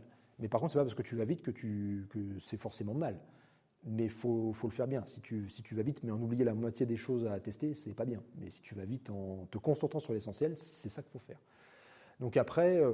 là, c'est sûr que ce n'est pas vraiment comparable. J'ai 17 ans d'expérience en C++ et j'ai 4 ans d'expérience en Rust. Évidemment que je suis beaucoup plus rapide en C++, c'est tout à fait normal. Par contre, en Rust, je reviens moins sur mon soft. Bon, après, ça fait très longtemps aussi en C++ que je n'ai pas eu de problème de segmentation faute ou de choses comme ça. C'est normal.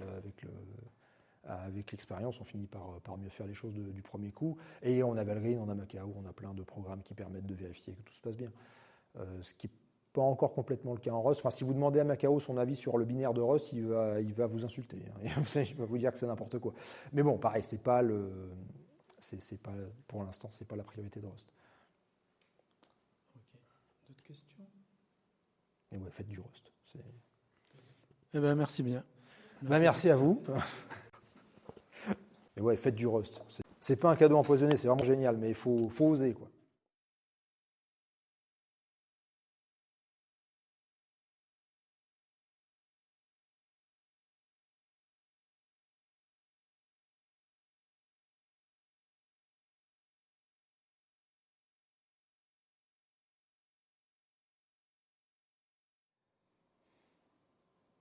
Normalement, je devrais avoir un truc pas trop mal, j'espère.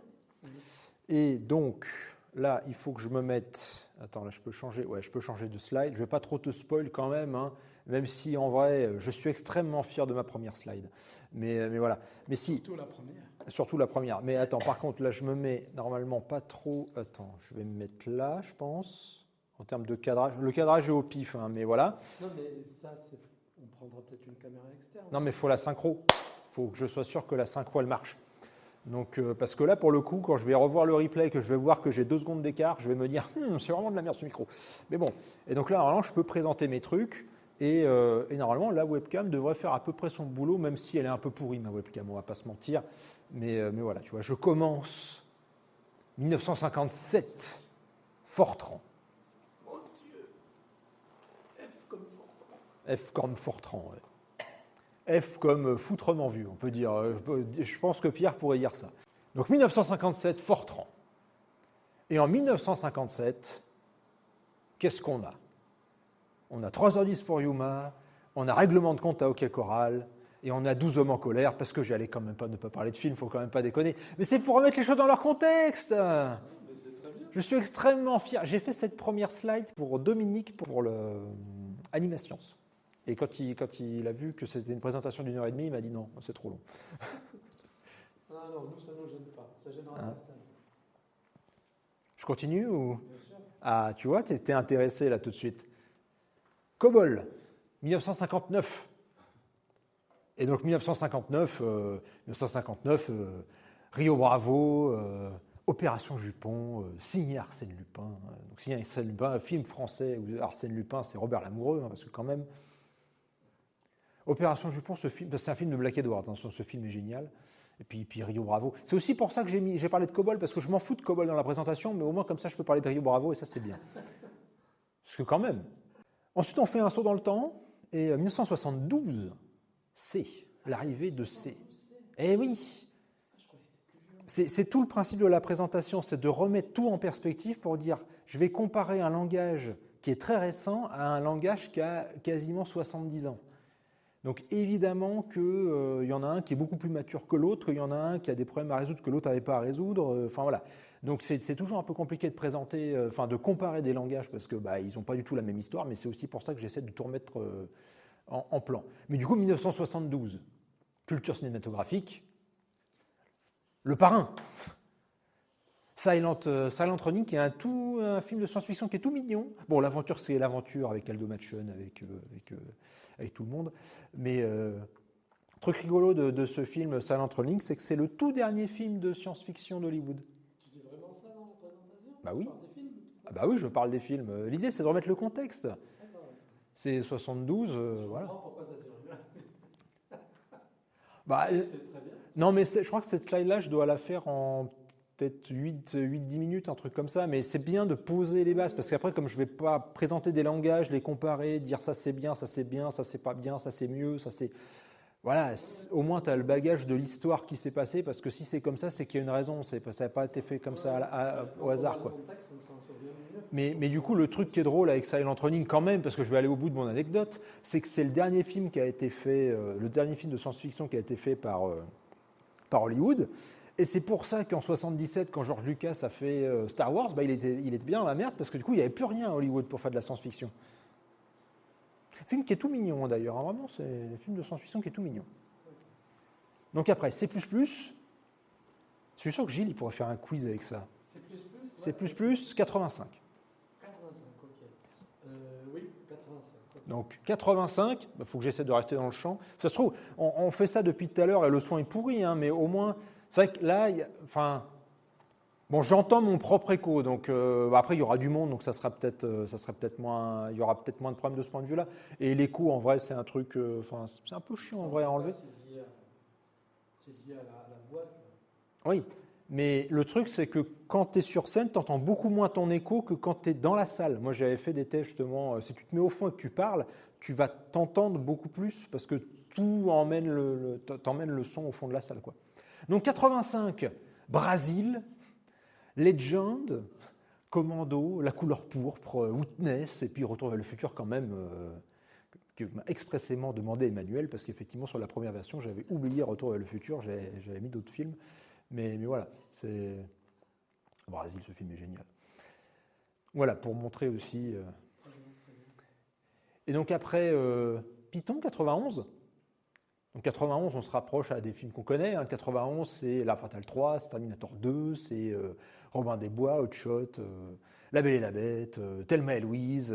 Il était une fois en Chine avec Jet Li, qui arrive enfin, et Ricochet avec Denzel Washington, que j'ai pas vu en 91 parce que j'étais un peu jeune, mais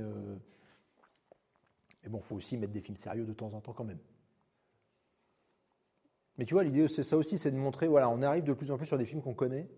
Non, c'est bien, c'est un bon parallèle. Et donc, le petit dernier, parce que c'est un peu ce sur quoi est la présentation, Rust, 2015.